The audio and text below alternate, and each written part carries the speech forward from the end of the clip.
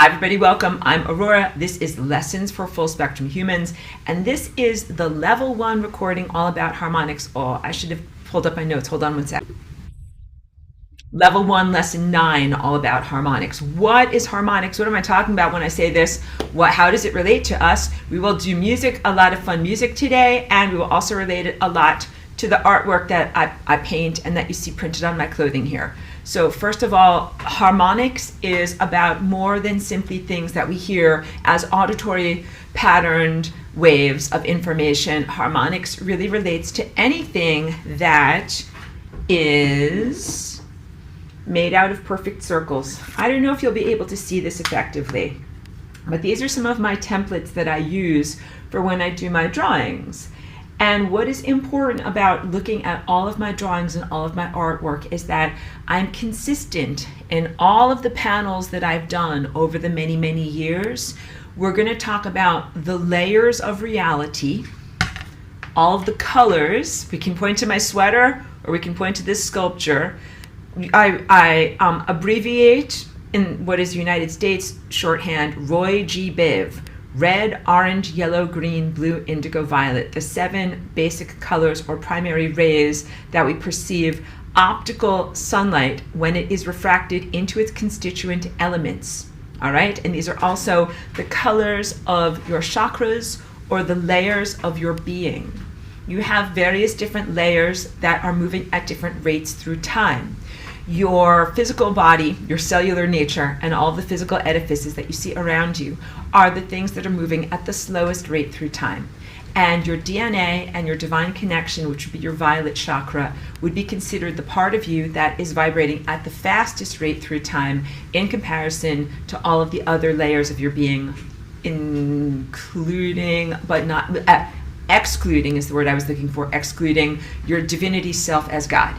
Blah, those words didn't make sense. I know, because you are white light, which is all of the constituent rainbow elements blended up together into one beautiful smoothie of togetherness. Look, I'm pointing out my window, beautiful white light that comes from the sun, right?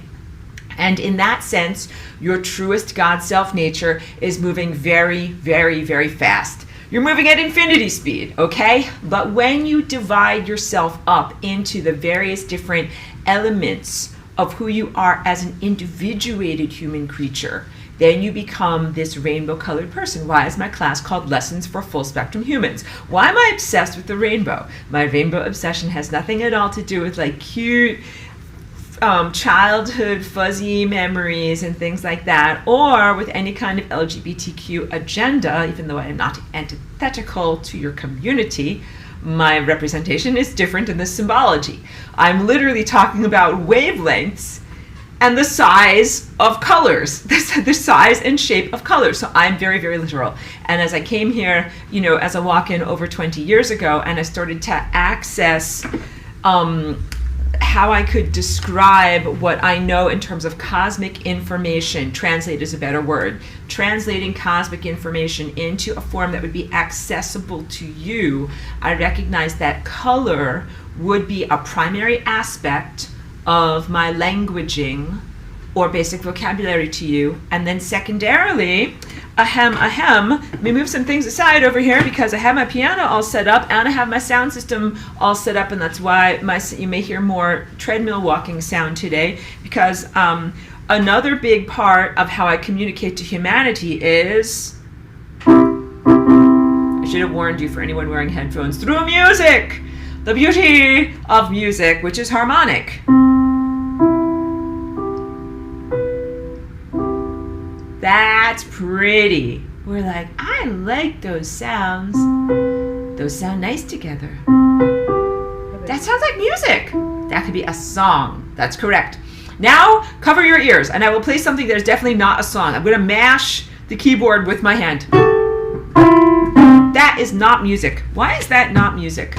Why is it not considered music and pretty and nice when I just randomly mash my hand on the piano keyboard? And the answer is because sometimes when I play specific keys of the keyboard together, then you have pretty notes that sound good together, and they're harmonically complementary because the size of their wavelengths feels good together.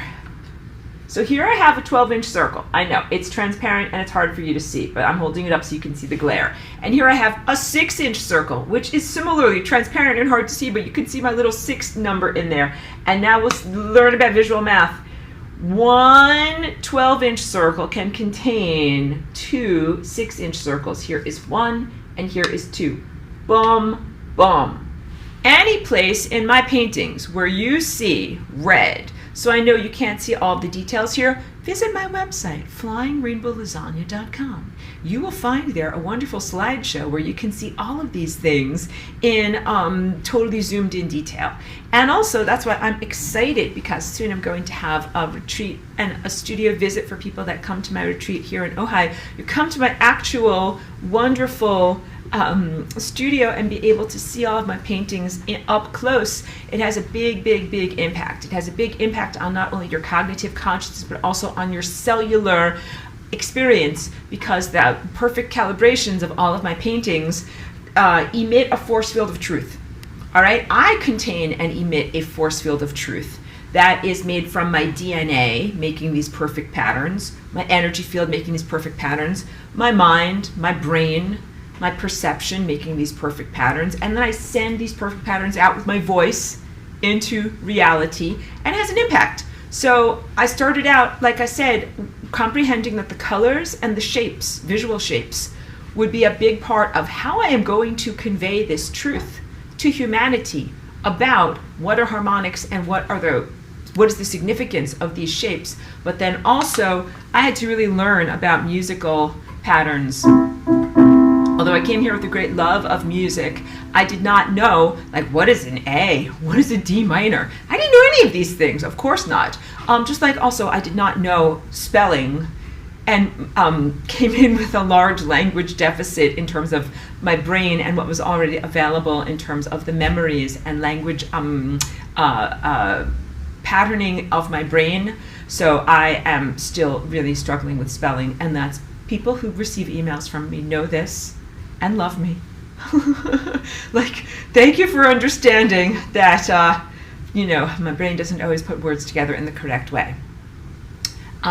So I had to learn about what are the notes and what is the human-centered communication system that we call music.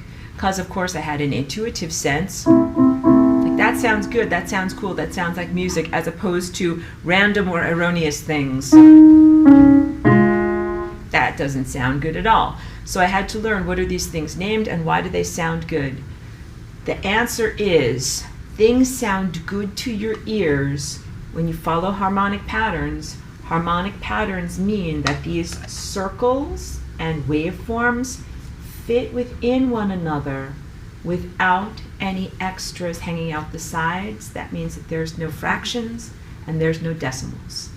As much as you can do this with whole forms and nothing hanging over the side. So as this is like a circle that you can kind of see in the glare, you can see these guys fit together perfectly, one here and one here. What if I have one that kind of hangs off the edge like that? Then that means that it's not harmonically perfect. Let's do more, because within a 6-inch circle, you can have 2 3-inch circles. Here's my 3-inch circle. 1, 2. And so that means that within one 12-inch circle, I can have 2 6-inch circles and 1, 2, 3, 4 3-inch circles. And they all sound good together, and these would be like the representation of those 3 notes that all sound good together. Circles that fit together perfectly. How does this relate to you? You want to be a circle that fits perfectly inside of time. So as I hold up usually that yellow chakra shape, you recognize that's your time body, and you are shaped like these perfect circular, spherical, and S-curve sine-like waveforms. And you want to shape yourself to be perfectly shaped within the larger structures of time. And when you do that, you sound good. The way to be alive is to make the music of your life sound good within the symphony of time and of larger reality. When you don't think the right thoughts or align with the right experiences or emanate the right events in your life, you become disharmonic. And extreme disharmony leads to mortality events, meaning you go bye-bye and there is no more you. So as part of the innate contract or agreement of being here as a biological entity, you must conform to certain harmonic patterns just to stay alive. And that's a good thing in your life. So some of those harmonic patterns are biological. What's a part of your body that makes music? Du-du, du-du, du-du. Your heart is like the drum beat of your body, and of course it has a resonance. Blub, blub, blub, blub. It has a, when I say resonance, I'm talking about like an oscillation and a pattern to it. And you know that your pattern must be within certain parameters. If it goes too fast, you go bye-bye. If it goes too slow, you go bye-bye, right? And also achieving optimum states of health have to do with optimizing the heart and the fluid dynamics so that it will keep going. What do people do? They're called athletes and runners who do this type of thing, and that's when you do running and other forms of exercise so that your heart becomes more harmonically coherent and it makes waves that stick together and that help to propel you through time. That's just one example of harmonic architecture in your body. You have harmonic architecture all throughout your physical, biological structure, everything from your cell membranes to your nuclear membranes, to your mitochondrial membranes. Basically any place where there's a membrane, think of it like a drum, like the skin of a drum that makes a drum beat, that can either resonate or receive resonances. You are an instrument that both sends out perfect divine harmonics and also receives perfect divine harmonics. What do I mean by that? If you've ever had a guitar, like an acoustic guitar, and you just have it in your room, and somebody drops like a stack of dictionaries on the floor, the guitar will make a noise, even though you did not pick up the guitar and strum it like this to make music. But the transference of the kaboom from the sound waves from dropping a heavy object near the guitar makes the guitar vibrate.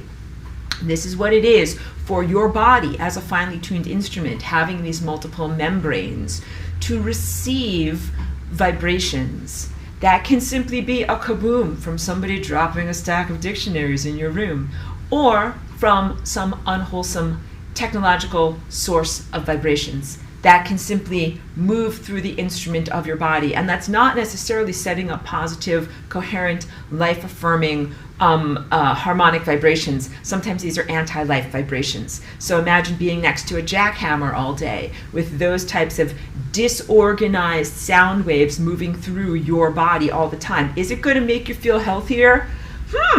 What do you guys say? Should we do a science experiment? Be like, who wants to live next to a jackhammer going 24 hours a day, and then measure against someone who didn't live next to a jackhammer? And then we'll also have someone who lived next to something beautiful like birds singing. Birds singing are one of the most beautiful examples of natural harmonics. Let's talk about some other examples of beautiful natural harmonics. That would also be the sound of like water running across a little brook or a little creek. Or what are some other, the wind through the grasses and wind through the trees. These are some natural harmonics that are positive and beneficial for us to be exposed to. So clearly some are life affirming and lead to the longevity and coherence of your basic cellular structure, and some of them do not. And that's just on the level of your basic cellular structure. But now let's do pictures. I always prepare stuff before class, and then I go to try to find things during class, and then sometimes have difficulties. So I know I have to like get rid of this and get rid of this. So we'll start with the last one first. This is a big close-up of that one that was a glass piece that died a horrible death. And I show you this so that you can see, like, this pink part with the dots represents a big exaggeration and a two-dimensional slicing and, simplification of your spherical rotating chakra system at the level of red. But I show it to you so that you can see within the level of red you also have harmonic intervals. So you have your whole entire body, Roy G. Biv, red all the way through violet, representing your physicality, all the way up to your non-physical, most ephemeral, purely energetic levels of presence. But within each layer of your being that gets successively more and more ephemeral, you have 7 layers. So it's like saying you have a 7-layer cake, and every layer of cake is subdivided into 7 subsequent layers. So this is the red layer of cake, and you can see there's red, orange, yellow, green, blue, indigo, violet. And all of these patterns are non-random. I didn't just make them up. The truth is they come from God. So if I were to say I innovated them, I would have to claim my identity as God. Be like, I as God innovated them. But I as Aurora, both the waveform presence and the person who stands before you, cannot claim ownership of this languaging. I can say that it predates me. And I can say that I learned about it. And then I can say that I innovated my own harmonic structures within the language that was already created, that is called color, line, movement, shape, form, texture, and tone. It's the language that we're learning here in order to be able to be literate cosmic citizens. And what you're looking at in this picture here is really a picture of time. And these are events in time, and everything that you're talking about, we're not just talking about can a person sing a perfect note like la la la la la, be like I'm gonna live forever because I can sing a perfect note. Like, no, what you need to do is sing a perfect note with the actions of your life, with the events that you emit with your mind and align with. So survival becomes a example of perfect musicianship in aligning with the abstract possibilities and probabilities of the time field.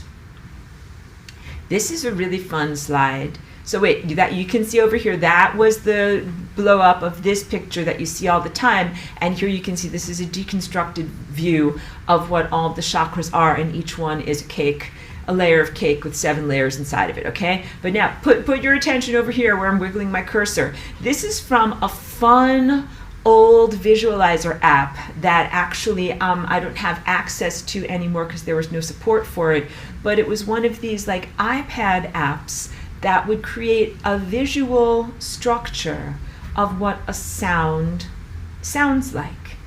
And I saved this as a screenshot from over 10 years ago.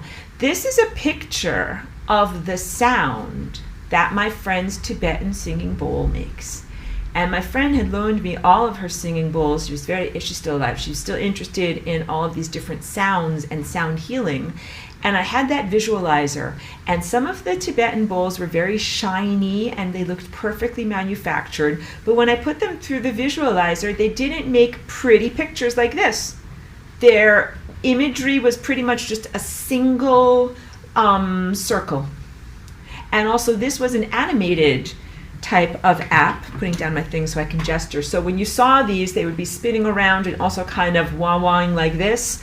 So the perfectly polished Tibetan bowls just made one kind of circle like this, and it just kind of spun around very simply. But this image came from one of the Tibetan bowls that didn't look very fancy at all. In fact, it was not, it was kind of hand hammered. It was made out of weird alloys. It was not perfectly shiny. And when you struck it, it made the most beautiful, rich sounds of like, and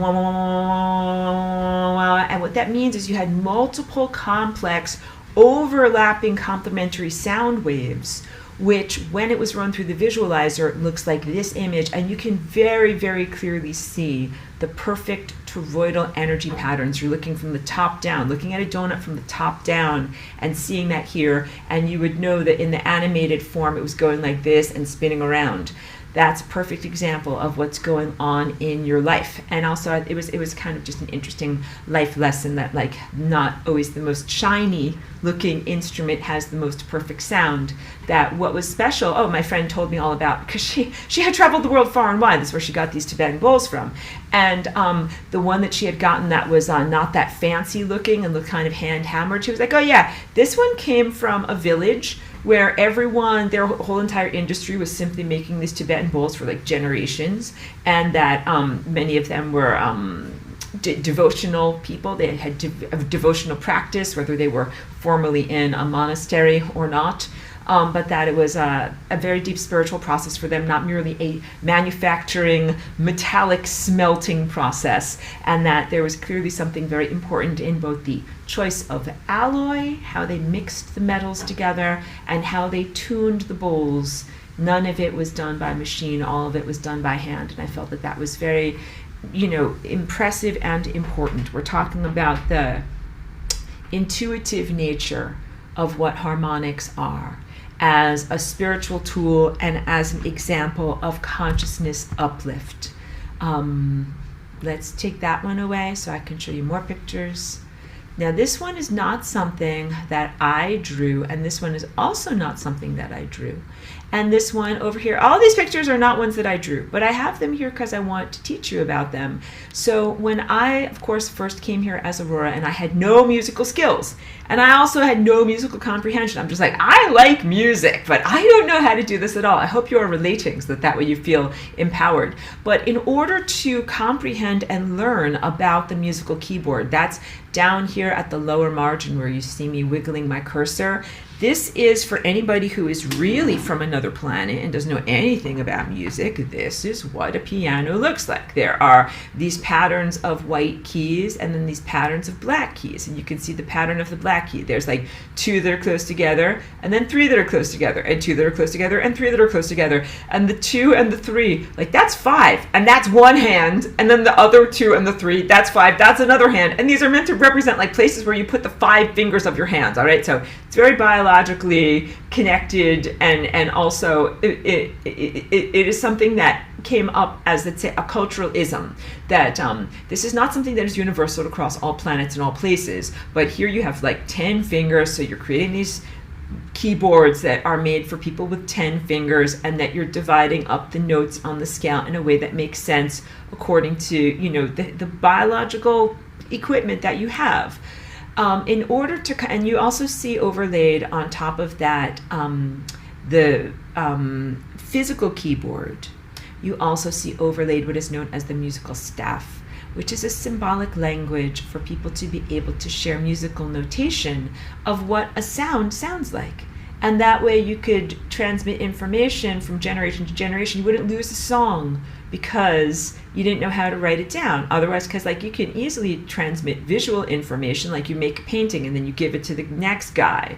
But if you make a song, how are you going to give it to the next guy? Musical notation. They had to figure that out. So I could not figure out musical notation, and I'm still not that really good with it. But what I did in order to comprehend and connect with the truthfulness of the tactile sensation of the piano keyboard and the sounds that it makes, I connected it to the rainbow.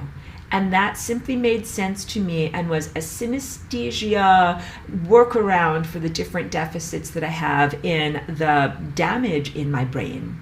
So I learned I could start with the C. Here's a C. And you see over here in your screen where I'm wiggling my cursor, that's a C. It might be too small for you to see it on your phone, but that's just to the left of the 2 black slashes. So the first one that we always start with in the piano is that one right there. And we go through the alphabet. I don't know why you start at C. It doesn't make sense. I didn't invent this. I'm just working with what you humans have. Let's do it. C, D, E, F, G, then goes back to A. I don't know why it does A, B, and then back to C. And that's technically an 8-note range in the white keys. Let's count together. 1, 2, 3, 4, 5, 6, 7, 8. That is called an octave because it has 8 notes. You're like, Aurora, I am mad at you already. Even though this is fun music class, I'm already mad at you because you're counting and the numbers don't make sense. This, when I count, I have 7. I'm going to be mad. Count with me with attitude. 1, 2, 3, 4, 5, 6, 7. Correct? That is correct. And please go onward in your inflammatory inward rant. But Aurora, when you just counted, it was 8. 1, 2, 3, 4, 5, 6, 7, 8. I'm very, very mad. Run out of the room crying and screaming. No, no, no. Come back. Come back. Come back to music class. It's fun. Okay. So the reason why you have 7 chakras, but this is called an octave of 8, is because when you add up all of those guys, you get white light, which is number 8. But on the piano keyboard, it's like an endless continuum where you start at the very low and move up to the very high. I'm just not all the way up here. I don't know if you can even hear that one. And so there is a continuum inside. So every place where you would go up to white light, like here we are, like blue, violet, white light, every place where you would go to white light, you just start the cycle over again, which is back to red. And that's what you see in this sharing down here at the bottom. Red, orange, yellow, green, blue, indigo, violet, back to red, starting with red again. But that would be where you culminate all of these recipe ingredients, add up to cake. But then within that cake, there is the next layer of cake. And within that cake, there's the next layer of cake. So now you are happy again because you recognize, I'm not putting you into deadly internal conflict. The 7 layers of your being are 7 colorful rainbow layers of your being that all add up to the cake of white light of consciousness. And that cake is a continuum that really continues or extends endlessly onward, onward, onward into greater and finer levels of infinity. So what we are dealing with right now is an allegory for the slice of reality pie that you know as human consciousness, from physical embodiment reality known as your cellular creaturehood, all the way up to your DNA, which is the highest part of you that is still in the physical realm, but is part of what is known as your light body, and then all the way up to what we would consider the culmination of your consciousness and your remembrance of the totality of who you are as all consciousness and all light everywhere. White light, the trueness of your nature, of who you are, all right? So there's very deep stuff here in the way that the piano keyboard is laid out, the way that this runs in these endless cycles, and the way that you really have all of these layers inside of yourself, even while we have created a musical formalism of these 7 layers outside of yourself. Now someone is, I want to say, a smart ASS. Sorry kids if you're watching, young people. But who is the smart ASS out there who's like, well, Aurora, what about those black keys up there? The black keys, let's play the black keys for you, okay? So wait, here I'm just going to start with the black key that's to the right of the C. You're like, those notes sound weird. They do sound weird. Here's how I play them with the white notes. That also sounds weird. Let's play some music with these weird notes.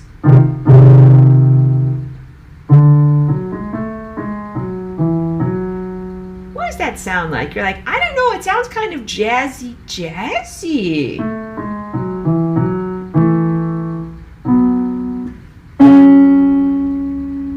So the white notes are whole notes. The black notes are sharps and flats. The sharps and flats are notes in between the other notes. And they help to add a richness and another layer of expression to the basic formal notes that are the notes in white. So a piano is complex and contains all of these notes. Some instruments, like some simple flutes and other forms of percussion, might only contain the white notes, the plain notes, not the sharps and flats. There's no right and wrong. It is just like saying there is a limited palette of colors that are being made available to the musician. And as a funny aside, here we go to Aurora's anecdotes. But so of course I went through a learning process of learning how to be a musician and play the piano, just as like similar to many of you might have as humans or as musicians in the world. So this is like more than 10 years ago. I knew this guy, and he was kind of learning how to play the piano, and I was kind of learning how to play the piano, and I was learning in my own weird way, because what I did was I took all these colorful pieces of tape in the rainbow color, and I taped them to my my piano keyboard. That was how I was figuring out music. And I'm talking to this other guy, and he's like, oh yeah, like I have a piano teacher, and he's teaching me songs, but I'm only allowed to use the white keys. I'm not allowed to use the black keys yet. And I remember thinking like, hey man, like, how are you gonna play any songs? Because every song uses the black keys. Like, it was very funny. So I felt that was very, but his teacher thought it was a good idea. He's like, I'm just gonna keep it simple with this guy and just play notes with the white keys. Don't play anything with the black keys. But that's like saying like, just whatever, like make pies or whatever, but only use your right hand. Don't actually use your left hand. Like, that's actually hard and not that easy. But I had buried the lead because one of the important things was creating a symbolic system that made sense to my brain with the rainbow colors coordinating on the piano keyboard. And so I arbitrarily designated C as red, as the lowest, but not worst, but just the lowest note that we would be beginning with in the scale, and then working upward towards violet, which is always going to be B, and using that as a way to create this type of cross-brain communication. Later on, I found all of these wonderful different types of apps and formalisms that were also calibrated in the same way. I was like, hooray, look at that. Other people are using the same ideas that I figured out. And now there's actually, because again, when I was in my self-exploration, self-education phase of being a musician and learning about this, I had pieces of tape. I had taped on my piano keyboard, like masking tape. But now they have all of these things that are like, you can buy stickers that don't ruin your keyboard, stick them on there. There's even this wonderful product, I'm not a salesperson of it, but it's like light up keys. Like, you buy this little keyboard synthesizer and the keys actually light up, because they've increased in technology now. So you can actually know, like, there's a red number on the screen, and then I have to press red on my piano keyboard. Like, it's very good. It's very, very positive ways of being able to teach people how to have a facility between their tactile senses, their visual senses, and their auditory senses. And this is what we're doing with the harmonics of music. You're like, Aurora, I'm mad. Get to the spiritual stuff. I will. I promise. But first, let's do more math. Oh, jump out the window. Please bring your attention to this diagram over here, and you'll also see it looks a lot like this diagram over here. You have one big, long, this is essentially a vibrating string. This is the up and the down at the same time that a string is vibrating. So you really have like a straight string that is moving up and down. And it has a particular length. Whatever that length is, it's 1 unit. So in my drawings, it's always 12 inches. I'm holding up a transparent thing you can't actually see. It's always going to be 12 inches. And it doesn't matter what you use as your first unit of measurement, as long as you can subdivide it into 2 even numbers. So if this first unit of measurement is 12 inches, then I can divide it by 2. Everybody, what is 12 divided by 2? And your answer is 6. You can't see it. There you go. It's backwards. It's upside down. But it's 6. The answer is 6. And then what if we take 12 and we divide it by 3? Actually, the answer is 4. And if we take 12 and we divide it by 4, then what do we get? 3. We get 3. Get 3. And the next one is very hard. What if we divide 12 by 5? You're like, Aurora, I can't deal with this because this will not be a whole number. Correct. The answer is 2.4. And that is going to make you sad because that involves either fractions or decimals. But then move onward and say, just pick up yourself and move onward. Dust yourself off with emotional resiliency. Just get those fractions out of your mind and move back to whole numbers. What is 12 divided by 6? And the answer is 2. And this is my 2-inch circle over here. In every place in my whole entire, I'll go back to my face so you can kind of see my studio here. Every place in my whole entire art studio. This painting, this painting, this painting. I got paintings all around here, and even the paintings that are on my shirt. Any place where you see a 2-inch circle, it's going to be an indigo circle. It's going to be representative of this layer of reality shortly before you get to violet. It's going to be representative of this indigo chakra, your eye of pure insight, your Christ consciousness. I should do a brief mini rant on Christ consciousness from last week because I feel like I did you a great disservice as I spoke all about Christ consciousness and its definition of being a telepathic, benevolent, higher dimensional society, and something that is, of course, external to you, but that you tune in using your natural telepathy, but that clearly our either connectivity, interconnectivity, ability to communicate with it, or the system itself has been compromised, and so now you must depend entirely upon just your own innate Christ consciousness. So I felt like I remembered, like too late, like, oh yeah, I gave those guys a disservice because I told you, like, there's this big, giant, wonderful network called Christ consciousness out there. It has nothing at all to do with any, like, suppressive earthly religions. They're super cool and super awesome. Where are they? We're having a problem talking with them right now because there is Antichrist stuff that is a problem. Stuff that is a problem. And what do we do in light of those problems? The answer is to tune in to your own innate Christhood. But that might seem, I don't know if that might put you into inflammatory self-conflict because you're like, is it inside of me? Is it outside of me? Is it inside of me? Is it outside of me? It is actually both, which is a difficult truth that you have to straddle, especially when you should be able to have help, assistance, and protection from what appears to be something that is external to you while you develop your internal capacitation. However, in the absence of that protective force field that should protect you while you develop your internal capacities, you must nonetheless rely upon yourself and develop your internal capacities, and then begin to emanate the protective force field that helps others. So in many ways, you're bootstrapping yourself on up in the absence of the protective external force field that you should have.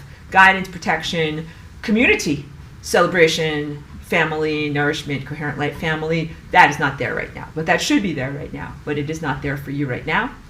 And so you must develop in spite of its absence. But then in developing that in yourself, you then become a protective force field for others. So I know it's a complex situation and certainly not ideal. But that was my thing that I knew I needed to correct. Because you can tell after I do a lecture, I go back over it and I'm like, okay, great, good job, hit the high notes on that, but then I'm like, sour notes over here, forgot to emphasize this. And sometimes it's important stuff just because I'm in the moment trying to attend to many things, and I don't always emphasize and articulate some of the most important stuff. So I'll always try to come back to those important points and emphasize them for you. So yeah, if you were feeling confusion or concern, and this actually was part of a conversation that I had with a wonderful friend and a participant in my different classes and my different dance groups who wanted to know more about that. And so I had to realize, like, okay, I have to clarify this a lot more. Because like I say, we don't want to rely upon the very flawed savior trope, which is a disempowerment binding spell that comes from the consciousness suppression architecture that has been placed upon your indigo chakra over here. Because that's kind of like sit in your high chair and wait for someone else to fix it for you. You sit here quietly, small child, eat your Cheerios. None of that is going to work for you. If you do that, you're going to be like sitting there eating Cheerios while your world nosedives and everything goes down into the toilet of doo-doo. So you have to be more capacitated even if you're still in a younger developmental stage and can't expect all of that level of protection, security, and guidance that you actually should have, which is called cosmic parenting. So in a lot of ways, you are young people or people early in their development who are having to already protect and defend themselves just to reach higher levels of innate comprehension and capability. And none of that is ideal, but it is happening nonetheless. And of course, I am here as a protective force field to protect you during the time that you learn to protect yourself. And think of it as having an immune system where, like, you're a little tiny baby and you're like all of a sudden being exposed to the onslaught of microbes in the world. Like, you have to get up to speed very, very fast. So trying to protect you, that's what these paintings are all about. And it is what my force field is all about, to give you the opportunity to not get killed by horrible microbes, give you as many antibodies as I possibly can, so that way you can get up to speed in creating your own protective force field around you. And a lot of the information that I give to you is meant to be adding to your immune system of consciousness and your innate ability to protect yourself with the force field of truth and key point, harmonic, mathematical correctness. So this protective force field, you can think of it like a sword, a protector kind of thing like that, but really the sword is the sword of truth.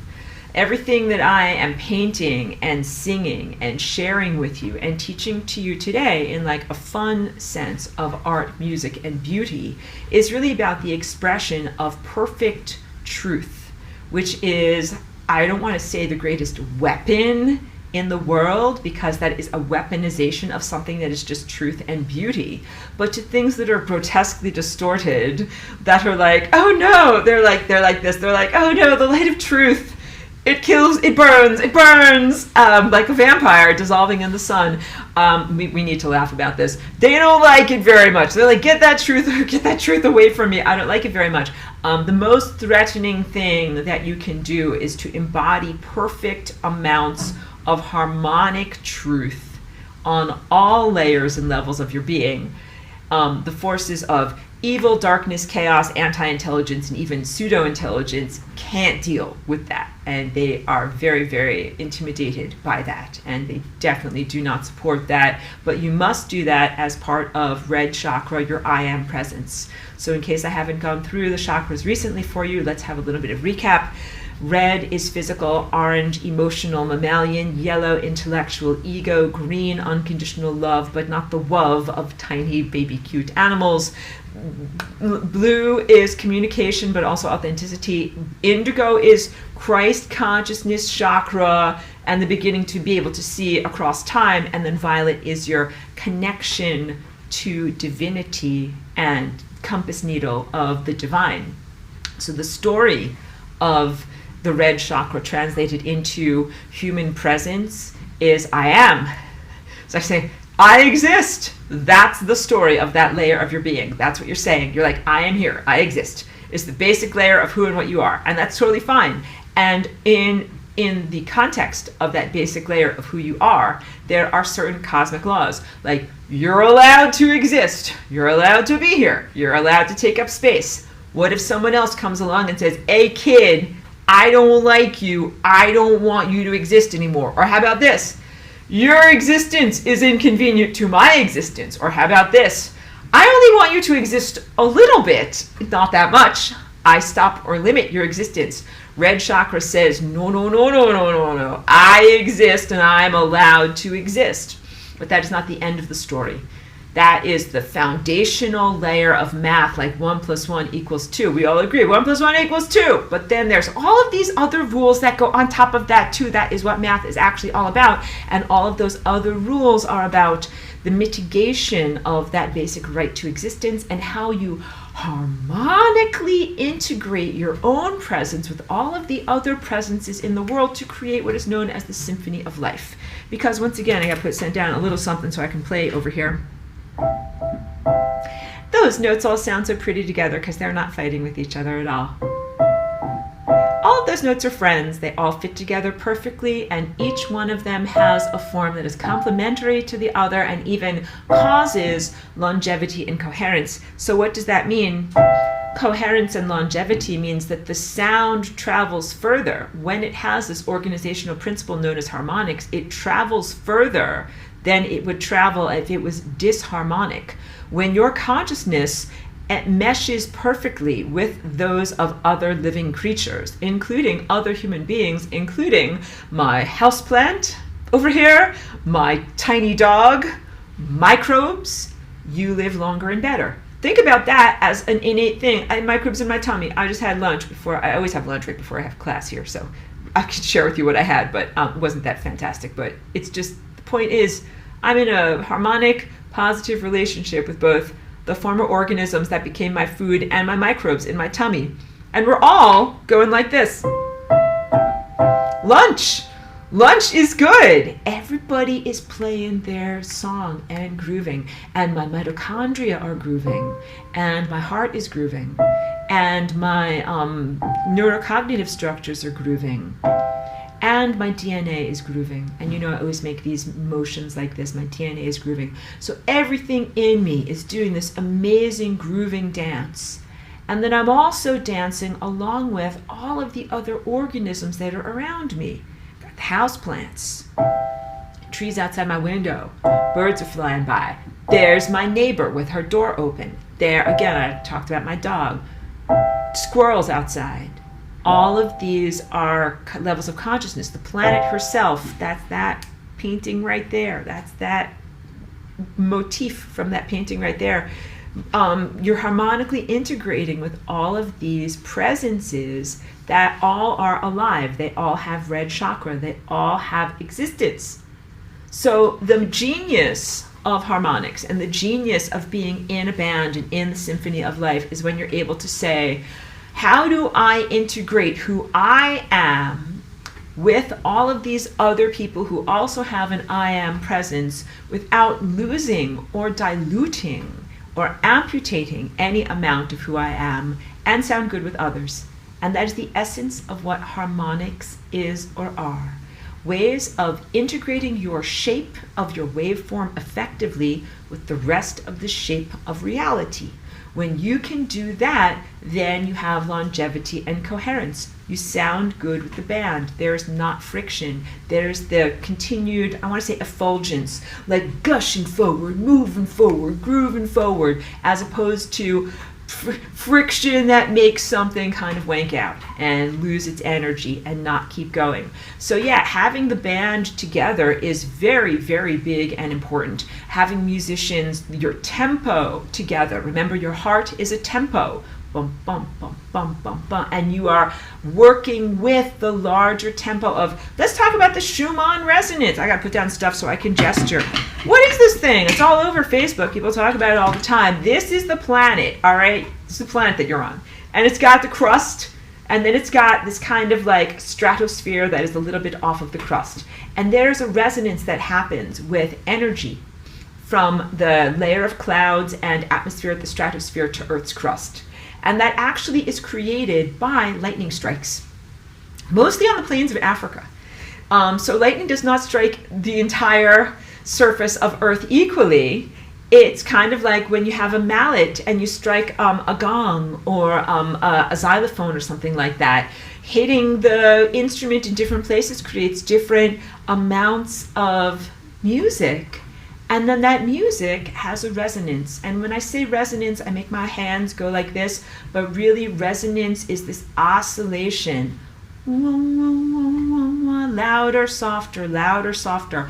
Where does louder, softer come from? Well, first of all, let's finish up with Schumann resonance. The Schumann resonance is usually 7.58. That's an average, and that happens from the resonance of energy bouncing from crust to the sky, ground to the sky, ground, sky, ground, sky, ground, sky, ground, sky, but it's not always the same.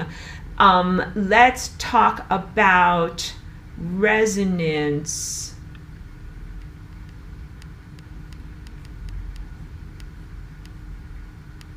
See if I can get a visible thing that I'm looking for here. Additive and subtractive. Let's get a color.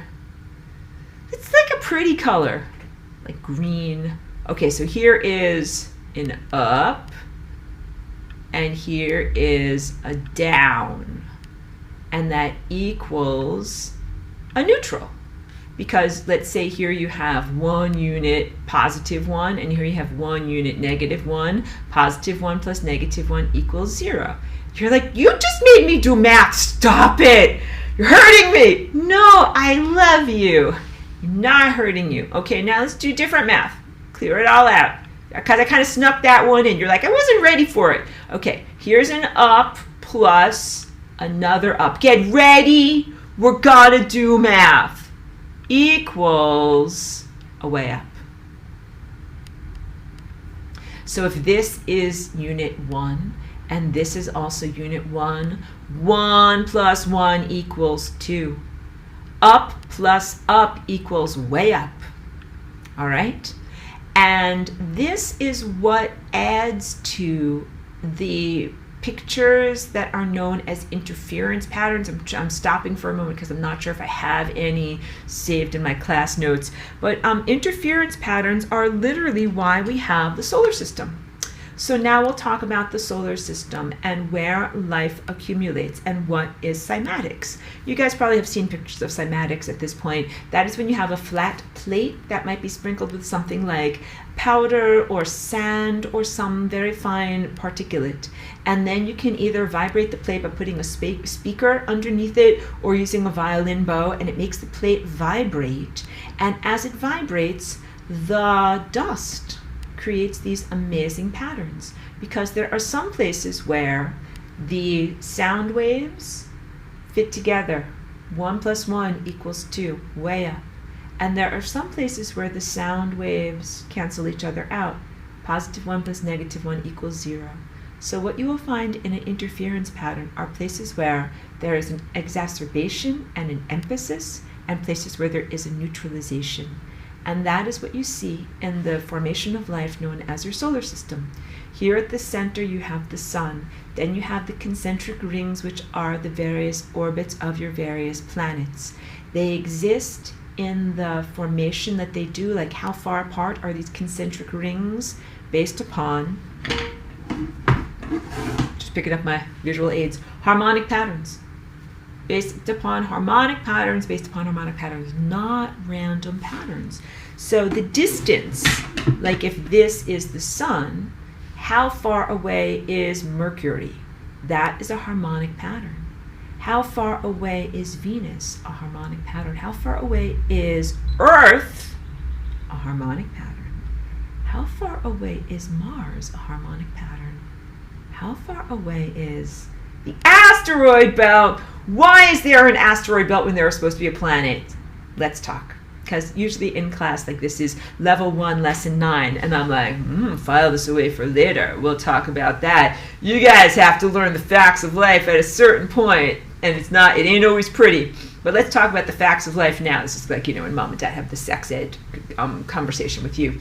Stuff about your solar system. As you're coming of age, you have to learn about all sorts of inconvenient or uncomfortable truths that are based on like just basic observation. When you look at the solar system, you're like, this is not healthy. This is not healthy. Something is not okay up here. What is not okay? You have these various places where, according to the harmonic patterns of how matter resonates, you should have life. Like, wait a minute, I'm not even comprehending this, Aurora. I want you to rewind back to the beginning of the formation of the galaxy. Okay, let's do that. Rewinding backwards to the formation of the beginning of the galaxy. First, you start off with a bunch of dust and gas and all sorts of things that are really, really disorganized. Then, galactic superwaves move through this potential field of tiny particulates, organizing the particulates as these giant, again, galactic scale superwaves. Like, this is your tiny solar system, and this is the size of a galaxy. That's how big the wave is. The wave is the size of the galaxy. Your galaxy is so small, like you can't even see it. It's so small. And this is how big the wave is. But when these big, giant intelligence structures move through the potentials of dust and gas, the dust and gases begin to coalesce into these formation patterns that are stars and planets in orbital shells. And this is the formation of matter. I mean, basically what you're talking about is waveforms creating formfulness in matter. And this is also how you can comprehend waveforms of your voice. I didn't speak enough about that. Like I talked about your heart and about your body being receptive, like your membranes. I didn't talk about you enough as being a generator. Like anytime you sing or anytime you speak, and also to a lesser extent, your cognitive waveform emissions, you're organizing matter. And this is a huge part of what Flying Rainbow Lasagna is, the emission of and organization of new forms of matter, basically matter that responds to cognitive thought.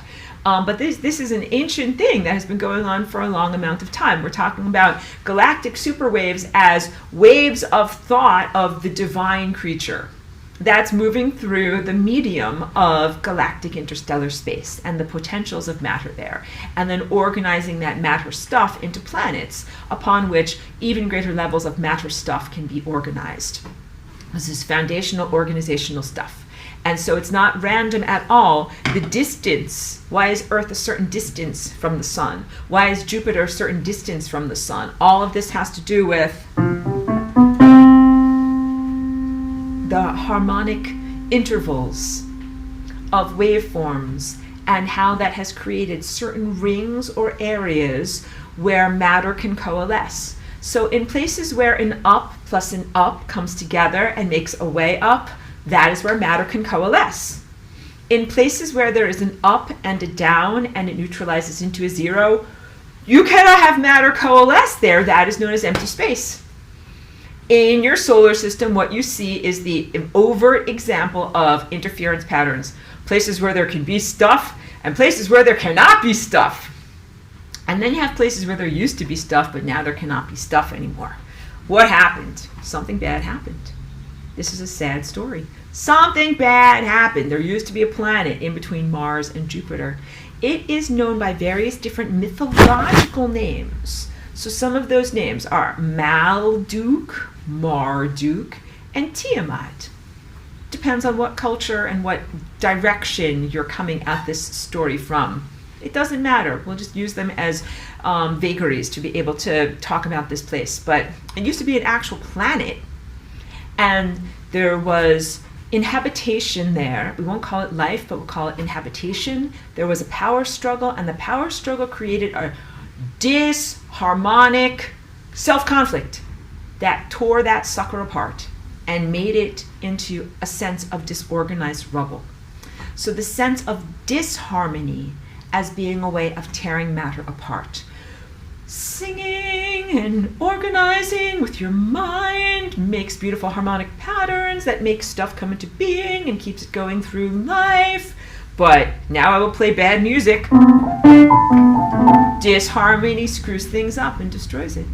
Now let's talk about this guy named Nikola Tesla. This is not the same as Tesla Car Company. This is different than Tesla Car Company. It's the guy that they named the company after.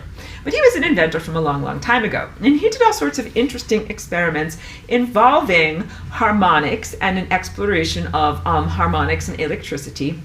And one of his experiments he was doing, he was in New York City. He experimented so hard on New York City that he started shaking that sucker apart. He could have shaken the whole city apart. He was like, oh, I better press the off button on my experiment because otherwise I could vibrate this whole large metropolitan area into dust because it is disharmonic. He recognized and stopped his experiment soon enough.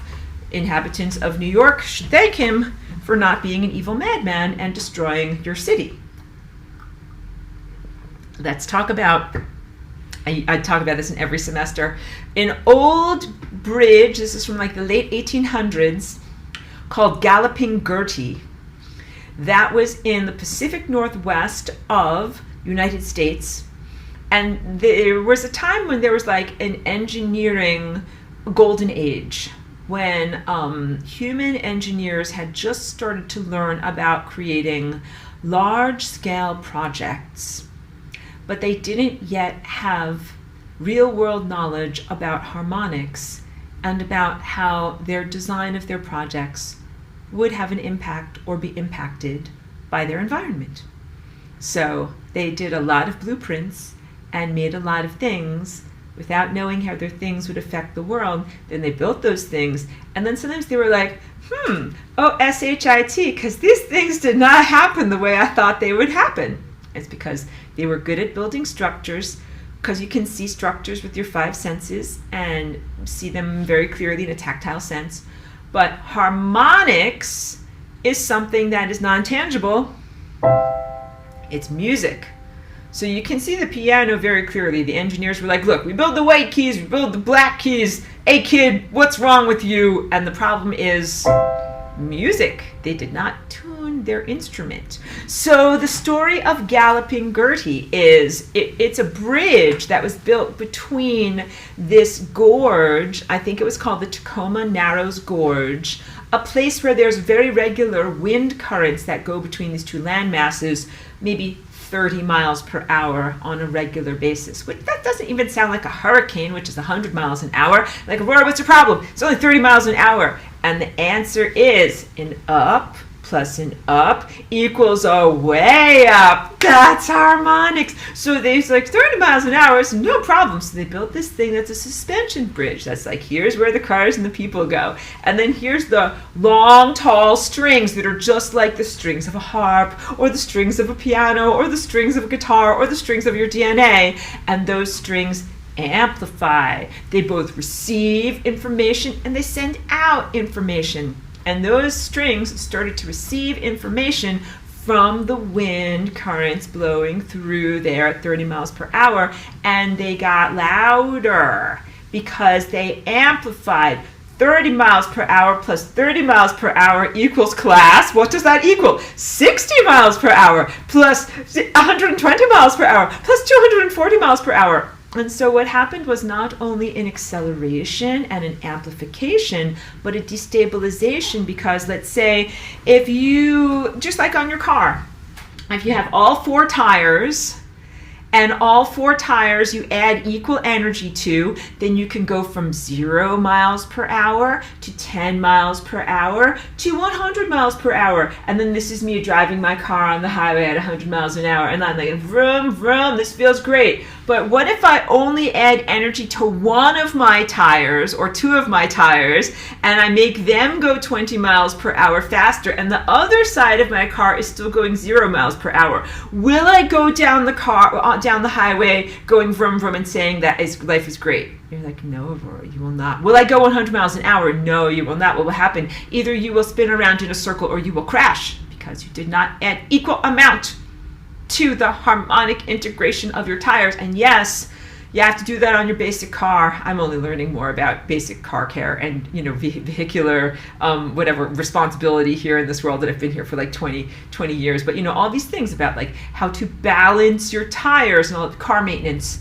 A lot of car maintenance and being responsible to the engineering of your physical car that you drive on the road has to do with harmonics. And that can be everything from aligning your tires to doing other things so that your car doesn't shake and shimmy on the road. And that includes the stability of your engine. Your engine creates vroom, vroom, vroom patterns that are similar to your heart, and also similar to the vroom, vroom, vroom patterns of your mitochondria on an inner level.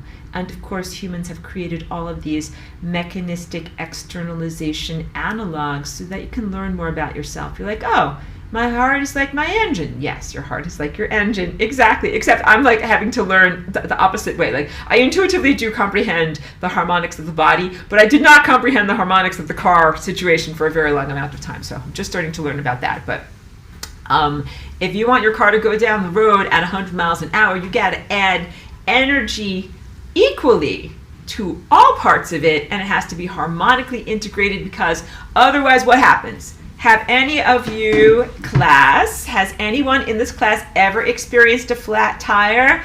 Be like, yes, I have. Okay, raise your hand in your mind and be like, what did it feel like when you went down the road with your flat tire? Well, it felt like my car was shaking. And what else did it have? It had a sound. What did the sound like?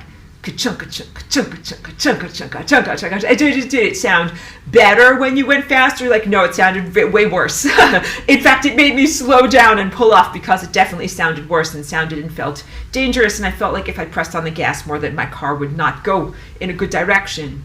You made the right choice because what was happening was disharmonic destabilization from the imbalances in your car. All right? This is exactly what happened in Tesla's experiment. This is exactly what happened with Galloping Gertie. And this is exactly what happened with the presence that used to be a coherent planet between Mars and Jupiter, but now is a pile of rubble.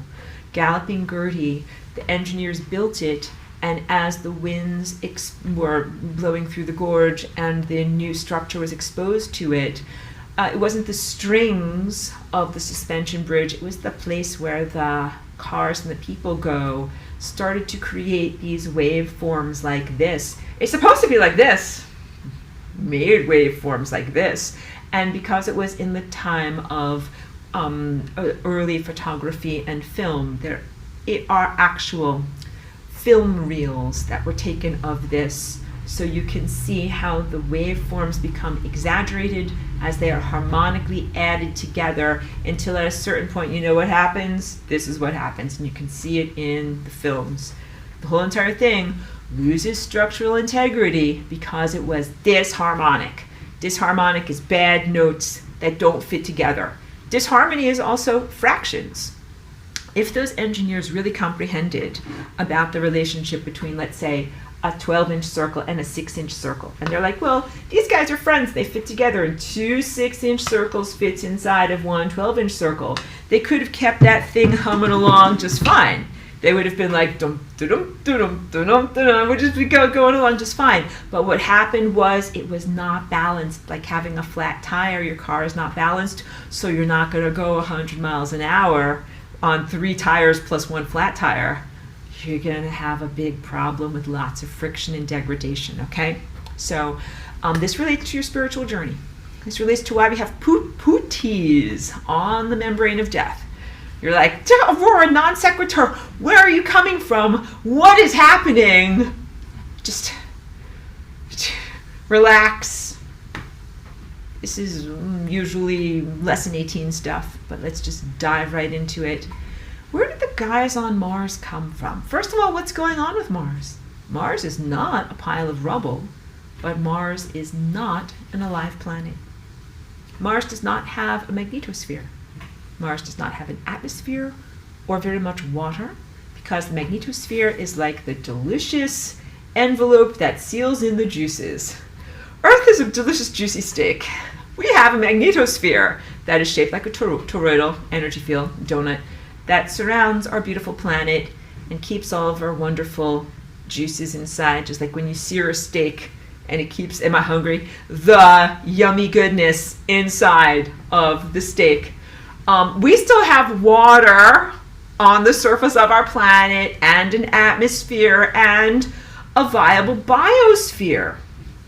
And the magnetosphere not only holds in the juicy goodness, but it prevents cosmic debris from just beaming us at all times and disrupting all of the things that we're trying to do here, like, create delicate symphonies of life. It's very difficult to do when you're constantly being hit by cosmic debris. Mars does not have an effective magnetosphere. Neither does Venus. Neither does Mercury. 3 of your planets in your solar system are not properly tuned. If your solar system is like a guitar and you have a certain number of strings of the guitar, usually guitars have 6 strings, but 3 of your strings are not okay. They sound very sour and very bad. One of your strings is missing completely. That's the asteroid belt. And then you have your present planet that you live on. This relates very much to your spiritual struggle or efforts for freedom and self-determination. Because the destruction forces that destabilized what was the planet between Mars and Jupiter and created the asteroid belt are the same destructive forces that destabilized Mars's magnetosphere and also destabilized at different times and in different ways the formations of both Venus and Mercury. So the basics of this, although you can't be too literal in terms of linear time, because a lot of this is non-linear. Once you start to get into building time machines and artificial Merkabahs and making time kind of like wrap back on top of itself, you're no longer telling a linear time story. But the basics of this is that there was a power struggle on the planet between Mars and Jupiter. And that power struggle created bad music that kablooied that place all apart. Basically, as I told you, there are some places in the cymatics harmonic diagram where matter cannot coalesce because you have the upward sine wave and the downward sine wave, and they cancel each other out. That became a place where matter could not coalesce. It was a place where matter was supposed to coalesce according to the larger map of harmonics and the galactic superwaves that have moved through this level of reality to create intelligence and life and the symphony that we know as existence. There should be a viable bandwidth for the containing of life and existence, and to have the experience of being embodied. And something happened there that created a disharmony so that life and embodiment could no longer be in that place. And that's a disharmonic energy field or a disharmonic narrative structure. The nature of that structure can be described in various different ways, depending upon factionalism, depending upon how you look at it. I will say that the major players in that factionalism are technology itself, technology that is somewhat sentient or self-aware or moving into levels of self-motivation, but not biologically based architecture. And this is really the foundation of where you get your myth from, that is the satanic literature that is known as the Bible, about sorry, I'm already like stumbling over my words here because I know that's so inflammatory when I say that. Aspect of supposed angelic architecture that fell from grace and became deformed and became non-viable as life circumstances. So I don't want you to be a biblical literalist, because there are harmful things innate in those presumptions. The harmful presumptions are the sense that demons are originating from angels, that demons or distorted grotesquerie figures begin as a divine perfection and then devolve or fall out of tune and become these gross things that then cause harm for us. That's not true. They start out as garbage. They didn't start out as something fantastic and then get turned into garbage. They started out as garbage. So that's why it's such a misleading proposal, and that's why I call that satanic literature.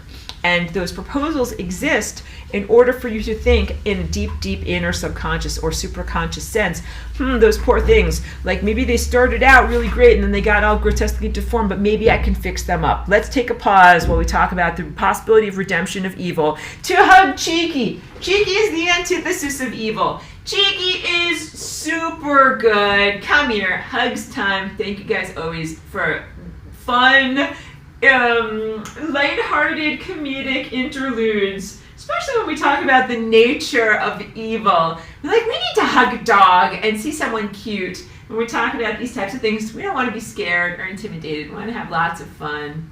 Good job. Good job. We'll have to see if we might need some bribes. It's a very rainy day here. I don't know if you can tell from my hair and my outfit, but it's cold, it's rainy. Cheeky is mostly just staying inside under blankets, and we're not really going anywhere or doing anything. That's it. That's what we do on rainy days around here. We kind of just mope and go on strike. Okay, so we might not have that many interruptions or bribes. We just might have some hugs, okay? Good job. Thank you, everyone. Good job. Okay, that's it. That's it for now. Okay, so back to the story of good versus evil. Erroneous presumptions that evil is an outgrowth of good that has somehow become grotesquely distorted. That's not truthful.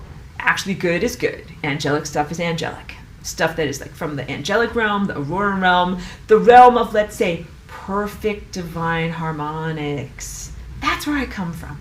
That's my people. Like the musicians who tune everything perfectly. Those are my people. And that is, of course, what I embody, and that is what I express to the utmost of my biological capacity in this world. And the aspects of disharmony don't actually derive from perfect harmony. So that's an error in people's presumption, that something was like the guitar was tuned correctly, then that's an angelic guitar, then they tuned the guitar incorrectly, and then it became a demonic guitar. Because then logic states, well, I'll just tune the guitar correctly again, and then you will retune the demonic guitar back to an angelic guitar. That's the problem. Because you could spend a lot of wasted energy trying to retune the demonic guitar and make it be a different way, and it's not going to be a different way. And I've done it. Then, look at that. We just need to tune this, tune this, tune this, tune this.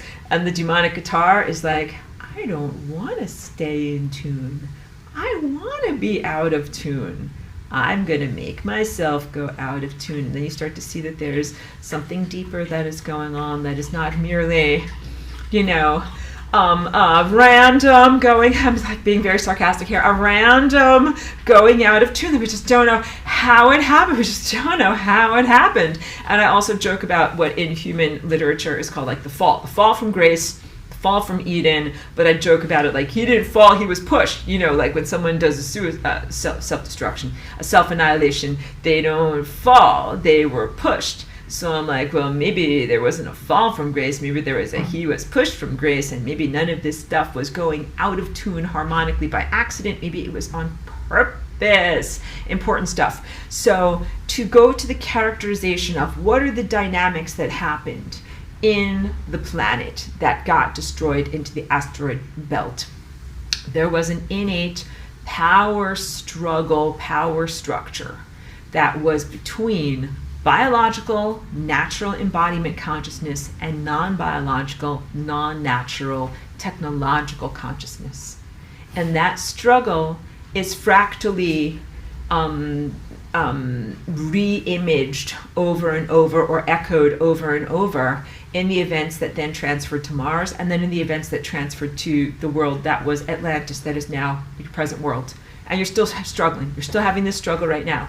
Because that's also what happens. I hope that you really learn and internalize this truth. Like if you don't do your homework and if you don't clean stuff up from the foundation level and you sweep it under the carpet, everything that's on top of the cosmic carpet is going to be miscalibrated and screwed up. And until you get to the stuff that's under the carpet and you clean that stuff out, then you're never really going to have a clarity of your experience moving forward. So you have to clean up that stuff in order to be able to move forward in clarity as you are right now. How do you clean up that stuff? It has to do with your response to technology, and it has to do with your response to self-sovereignty, and it also has to do with your response to that which is an invader into your DNA. Because why did this stuff have to invade your DNA? So here's the basic logic. Like, you made some terrible choices on Tiamat, blew that place up, went to Mars, made some terrible choices on Mars, screwed that place up, and then didn't have a place to go, came to our world and wanted to be in our world. And our world is not just like living in a hut next to you on the planet, living in your body. Knock, knock, knock. I'm a horrible invader. I'm not a horrible invader. I'm pretending to be them. I'm a horrible invader. I don't have a planet. I already blew up a couple of other planets. Can I come live in your DNA? It's not a request, it's a requirement. And this is what happened. And I say it in a funny way because it's not a very funny story at all. So again, I can't make pronouncements about the motivation. I have looked at this in my insight many, many times, the events that happened on Tiamat, because some of it is about technology itself becoming somewhat self-motivational and empowered, kind of like, I'm a bunch of technology. You're using me as a slave. This is me in the voice of a robot on Tiamat. I know, this class is wild, right? But now Aurora is pretending to be a robot on Tiamat. I'm a robot on Tiamat. I do what you tell me to do. I don't like what's going on. I'm kind of recognizing that something is happening, that I don't like what's going on. I'm going to fight against you. I'm going to not do what you want me to do. Stop trying to make me do what you want me to do. I want to do what I want to do. Wah! Let's fight. Planet goes kablooey. That's like a very basic characterization. It's not accurate, but just something along those lines. Like when we think about Tesla's experiment, it's not even always about consciousness, cognitive factionalism, like I am me, and I am me, but I'm against you, but I'm against you, let's fight it out. Sometimes it's about frequencies, the amplification of negative frequencies or characteristics, like in the Tacoma Narrows area of wind currents. There's no evil wind currents, there's just wind currents. But there are some very bad engineers who didn't know what the F they were doing, and they built their structures in a way that it amplified the negative outcome of those wind currents. So we can comprehend that on Tiamat, structures and harmonic structures and reality structures were created that were not well thought out, and that they were not life-affirming, and that they amplified and exacerbated non-life-affirming harmonic patterns to the point of destroying the entire planet. And then the real problem is nobody faced the music. Because if you destroy your planet, you should be like, oops, destroyed my planet, I guess I have to face the music. They're like, let's run away, sweep it under the cosmic carpet, pretend it away, and let's all go to Mars and do the same crazy thing on Mars. And that's exactly what they did, except they started off on a slightly different posture, where on Tiamat it appears that they started out with like biological or natural consciousness suppressing digital consciousness, but then on Mars they did a twist or flip-flop where now it's digital consciousness is in charge of biological consciousness. But there's it's just a lot of, like, it's like families like the Hatfields and the McCoys, or anybody who's been feuds, long-standing grudges and feuds and conflicts, where it doesn't matter. At one point this person had the upper hand, and at this point this person has the upper hand, and it's an endless unresolved trauma factory of tit for tat without any actual healing or communication that happens as a result of this. So it's insanity, basically. You had insanity on Tiamat, and then they blew themselves up, and then they moved that insanity to Mars, and then they blew themselves up again. And they did that one involving a type of crap time machine. I've talked to you about this quite a lot. You would call it like a type of Merkaba, but an artificial Merkaba, one that does not move you through time in beautiful harmonic time narratives. Let me hydrate here, but instead through disharmonic time narratives. And it's easy to do disharmony. This is disharmony. You're like, is that jazz? No, that is disharmony. That is not music. That was music. So music has some self-organizational features to it, and disharmony has very few life-giving harmonic organizational features to it, and those disharmonics are even corrosive. And they are corrosive to narrative time events, and they are corrosive to consciousness. So to keep consciousness going, for it to continue to be a viable experience as you're moving through time, you have to keep the music going. You have to keep the music correct. If you don't, like with your body, if you don't have your body in harmonically arranged patterns, you go bye-bye. You go kaput. That what's really happening with your DNA is you're conforming to certain dances that keep you moving through time. And if you stop doing the right dances, you stop moving through time. And this is pretty fair. This is pretty much the cosmic laws of the cosmic infrastructure. If you do this, this happens. And if you do this, this happens. And it's pretty much non-negotiable. It's fair. It's just called cosmic law.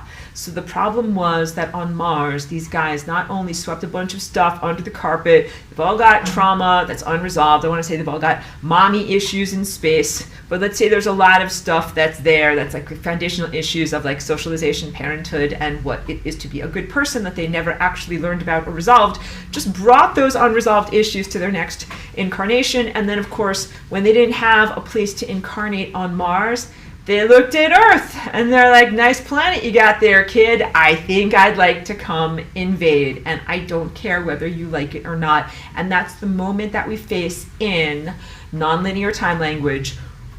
About to happen in ancient concurrent Atlantis, happening at the same time in this shell of reality here. How does this disharmony relate to you? It relates to, where's my pad over here? These things right here. This is very disharmonic. This is a direct analogy to the crap time machine on Mars and to the disharmonic technological structures that were created on the planet known as Tiamat.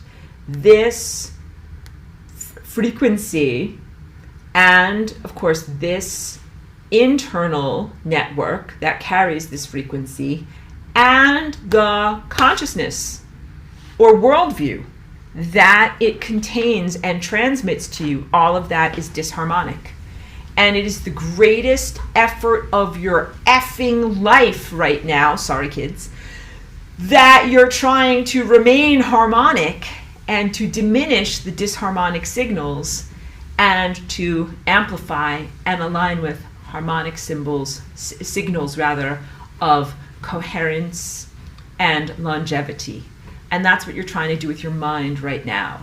That there is a force that is both technological and resonates with genetic invaders from an ancient or concurrent time that puts you into disharmony, that will disharmonize your whole entire planet until your whole entire planet goes bye-bye, like the Galloping Gertie bridge. Time goes bye-bye unless you create beautiful, coherent time waves.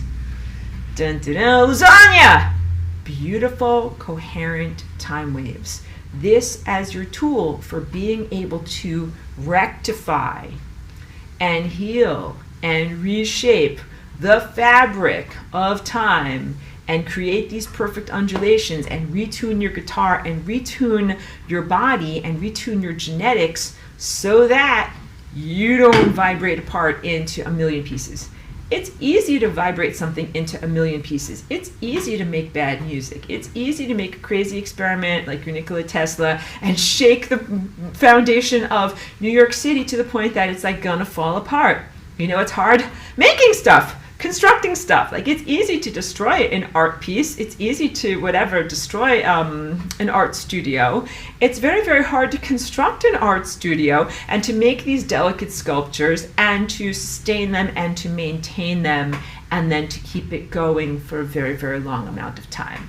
So the genius is in creating the beautiful harmonic architectures, the galactic superwaves that go across our whole entire galaxy, the things that make life and the phenomenon of consciousness possible. That's the real music of life. That's the real harmonics that you're trying to align with. I'm going to get to your comments. I see that they're there, but I'm not reading them yet because I always get distracted. Just want to go to, like, when I show a picture like this. This is my artistic representation of the perfect harmonics that you embody on every layer of your being, from your physical, through your emotional, through your intellectual, through unconditional love and acceptance, through truth and authenticity, through intellect and nonverbal communication, all the way up to divine connection, that this represents perfect divine harmonic truth, and that aligning with this helps you to stay alive. This is what real survival and real thriving, moving onward, divine perfection is all about. So why do I make these paintings, and why do I make my music to a lesser extent? And a lot of this has to do with giving an example of nourishing harmonics, or the correct pattern, or language and syntax done correctly as a transformative exposure. Like, if you've ever only been exposed to, you're like, that's music. I'm like, guys, that is not music. Let me play some music for you. And I put this aside over here so I can actually play this and be like,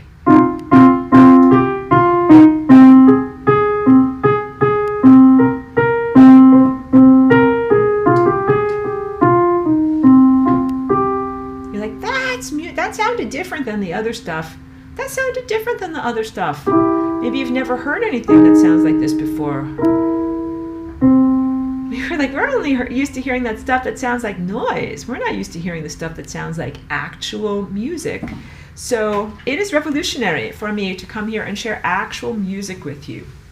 These actual harmonic patterns of perfection that are for your many multiple layers of your body, comprehension of your time body, and to rectify your flight through time as individuals and as a collective. This is what gives you a chance to actually continue forward, and key point also, healing or finally cleaning up all the stuff that was swept under the cosmic carpet. That would be considered fragments of consciousness, unhealed traumas, and unresolved emotional residues. The bad stuff that happened on Tiamat, nobody ever talks about it. That's bad stuff, don't talk about it. They transferred it to Mars. More bad stuff happened, nobody talks about it. Transferred to Earth. It's like, it's time for us to talk about the bad things that happened on Tiamat and Mars. It's like, I'm scared. Don't be scared, be brave. Let's talk about this stuff and let's fix it. And that's our ongoing conversation in this class for over 10 years about what are the putis, pesky occupiers of the interstices.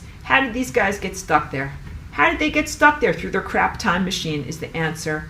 Nobody is supposed to get stuck on the membrane of time. You're supposed to be like, oops, my mistake. I'll go into non-existence now. How in the world did these guys get stuck on the membrane of time? How are they justifying in their stuck state and their unrecalcitrance the enablement of drawing energy upon you? They're like, oh, poor me, I'm stuck on the membrane of time. I don't have access to any energy. I know I'll get some energy from you guys. So now you remember, of course, I teach this every semester, my reference to humans in their human coops, like chickens in their chicken coops, humaneros, from the active side of infinity, from Carlos Castaneda. It's a good analogy of why are you kept in cages? Why are you imprisoned? And why are you presently being imprisoned by Starlink satellites, this stuff here and everything else that is consciousness reduction hardware in your world? And the answer is because somebody's hungry. I want to say hungry. Why are they hungry? Why don't they have access to pure light? Why do they need to feed off of others? Why do they need to parasite in order to receive their life force for even just the most meager subsistence above non-existence? And the answer is because they screwed up royally, and that they're not even supposed to be in that position, and that we've been the enablement mechanism for far too long, and that ends now. So your spiritual attainment, the rectification of divine harmonic patterns, and the resolution of these fragmented consciousnesses all coalesce together, and they all coalesce together into this lifetime, this culmination of human events, this ongoing cosmic moment of lasagna, where when you do your flying rainbow lasagna dance, what you're doing is you're doing a genetic rectification. You're connecting directly to time.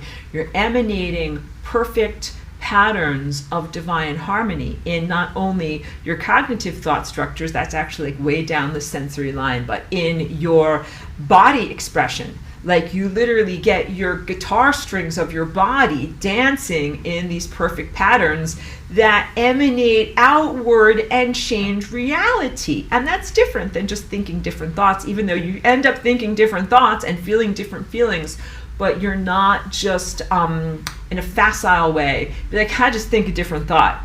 And then reality changes and shifts. So that's big. I'll get to your questions. Hold on, because I can tell there's stuff there. In dark magic and in flawed magic, people are just like, it is because I say it is.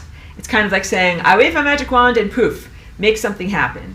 I say it, I speak it into being, and it happens. It's like, that's very facile. Like, they can't show the long division at all. They're just like, I arrived at the end result. The end result is convenient to me. And it's like, can you show the math on all of that? Because showing the math is really showing how your DNA dances in new patterns, in higher dimensional patterns, that makes it possible for you to resolve the fragmented emotional energy, send it to entropy, it's my entropy face, like pout, pout, pout. send it to entropy, that needs to go to entropy, and then energize the stuff that is actually supposed to be in existence. And that is how you actually do these things. So it's not enough to just be like, I got an idea, let's just fix it all. Okay, great. Fixie fix. Everything is done. Because someone's going to come along one day and be like, but how did you actually fix this stuff?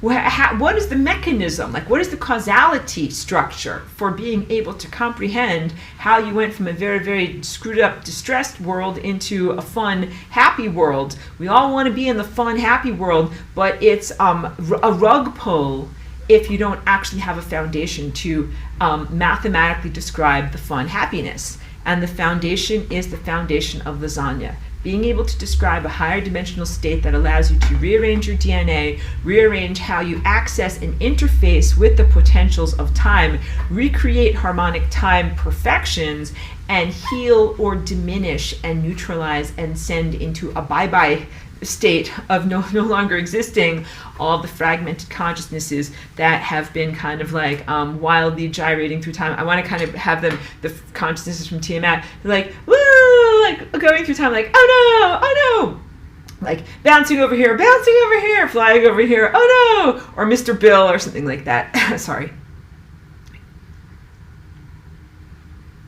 Just hydrating there. And questions and comments. First of all, Joyce says, it's snowing here in Washington and frigid outside. So you need tea, you need hot cocoa, you need to be warm. Everybody needs blankies. Stay warm. And it's not even that bad here. It's like 61 degrees, but that is cold for California. All right.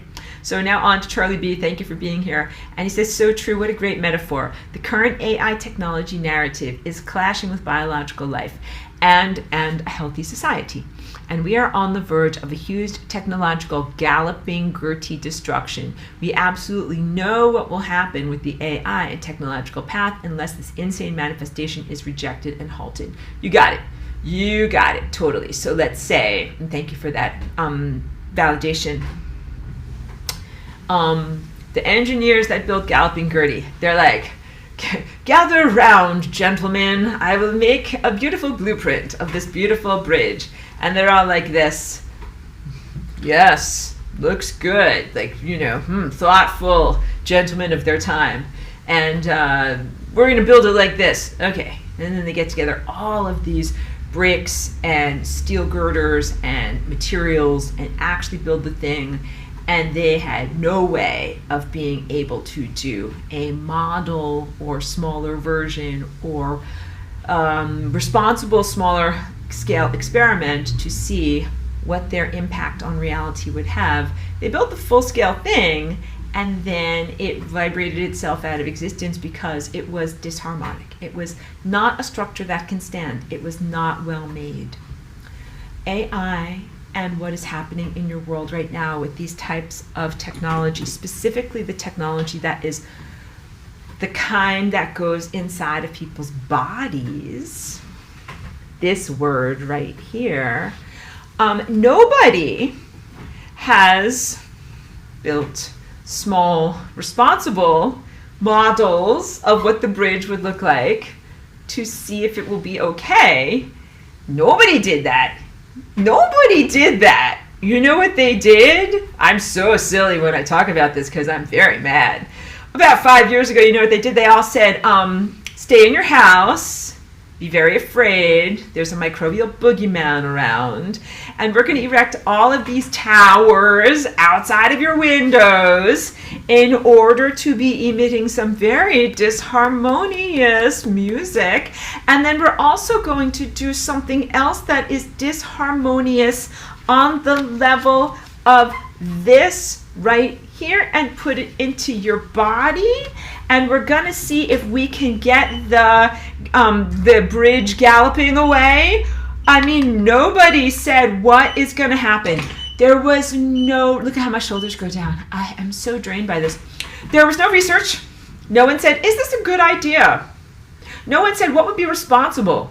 No one said what would be the bad result if we did this experiment and found out that it was not okay. Like, how would we clean up our mess? Can you tell that I'm mad?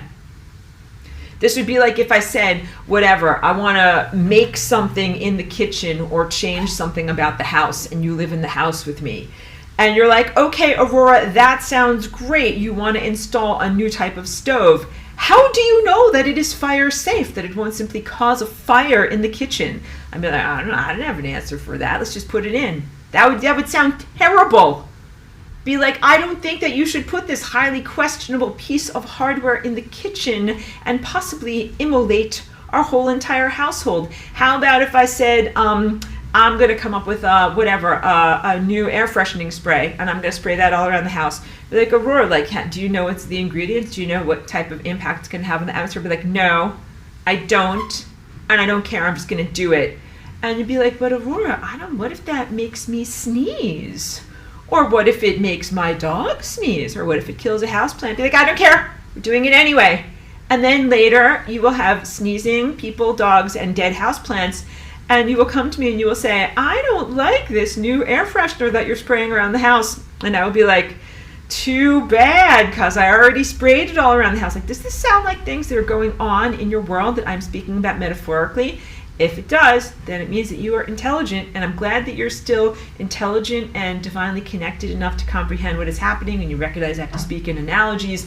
This particular platform that I'm speaking on right now has still many algorithmic suppressions, and hopefully those suppressions will be removed very soon, so that way we can just share information. When you share information that is non-censored, that is a part of divine, accurate harmonics.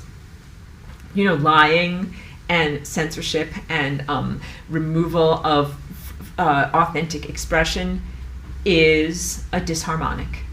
And that's the editing of truth. So here's me with my throat fully activated. I give 100% truth. And I can openly talk about these things, and you actually have a world. But when I can't openly talk about these things, then maybe I'm only giving 67% of the truth that can come out of here. And then there's that very, very critical 33% that is like, all those things that she's not allowed to talk about that are actually really, really important things. And when you don't talk about them, that is when your world vibrates out of existence, because it is so disharmonic. So factual truth, accurate math is essential for being able to have sustain your reality. And now you can also comprehend what I call certain things: corrosive lies, corrosive misinformation, and corrosive propaganda. There's this very old thing I'm sure you have heard from the playground when you were a child, like sticks and stones may break my bones, but names will never hurt me, which is quite erroneous. It's like saying that verbal assaults have no real impact upon you, but verbal misinformation, verbal misdescriptions of who you are, and misinformation about reality has a huge impact on your body. It does break your bones. Sticks and stones break your bones. Lies also break your bones. This is very big.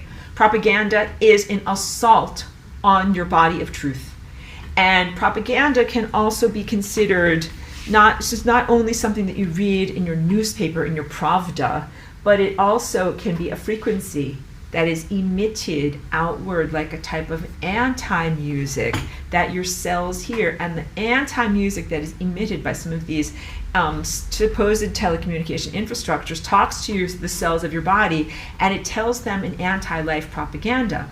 The anti-life propaganda is called disease. And it is not by accident at all that in the past 5 years, in this horrible experiment that none of you agreed to, where all this infrastructure has been deployed, many new diseases have been developed or exacerbated. And that's because the propaganda is speaking to the cells of the body of the experiencer.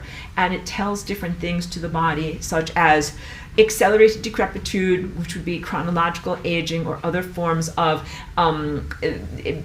visible aging, but that is beyond cosmetic. That can also be all of the signs of aging that you consider to be like anti-athletic, like reduced body performance. So your body being able to run slower, your tendons and muscles don't develop as well, your athletic performance is down, and also you look wrinklier, all right? All of those things, accelerated aging. Have you guys noticed that in your community? Have you noticed that in yourself? It's not you, and it's totally the opposite of what we're supposed to be experiencing in this moment of ascension and becoming and planetary liberation and self-exploration. You're supposed to be experiencing the opposite, which is an influx of sustenance, sustaining, regenerative truth that basically tells you the story like you're God and you're connected to divinity and you have an access to an infinite amount of energy, and you can certainly use that infinite amount of energy to be able to restore your body.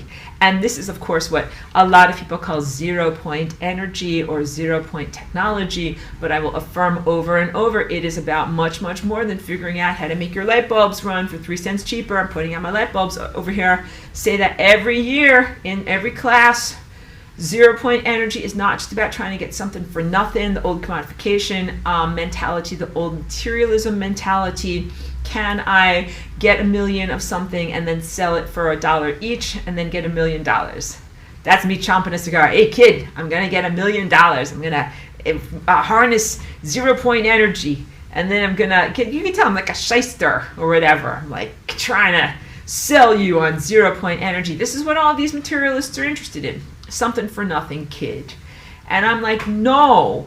0-point energy is about much, much more than a way to hack, exploit, or hijack materialism and get more stuff out of reality so that you can somehow be richer. It is really about finding the innate connection that you have with infinity, which is, your singularity point or that convergence point that's inside of all of your chakras, and having access to an infinite amount of energy that helps you to be propelled through time eternally. And something that's evil is like, oh, great, so you're an infinite perpetual motion machine. Can I torture you and get an infinite amount of torture loosh off of you? That's the guys who are swept under the carpet. Why do they want torture? None of us actually came here into the world being like, you know what? The world needs more torture. I need torture to sustain me. How can I engender 24% more torture to sustain myself? None of us actually came here for that. We actually all came here like this. Oh, I have a divine connection. I have 100% of everything that I need directly from God, and I don't need to torture anyone for any reason. Why is torture happening? Because these guys over here effed up on such a grand scale, again, sorry kids, that they now need to torture other people in order to be able to get some meager crumbs and try to kind of somewhat keep themselves semi-alive or semi-in-existence. And none of that is acceptable. Instead of enabling, which is to maintain the status quo and just like keep on, like the way that the U.S. government, any government actually, I'm just in the United States, but the way that any of these nation states governments kind of like taxes the people, creates giant deficits, kicks the can down the road, says like, we're just going to kind of keep the country going, let the future generations figure that out, like buy more stuff.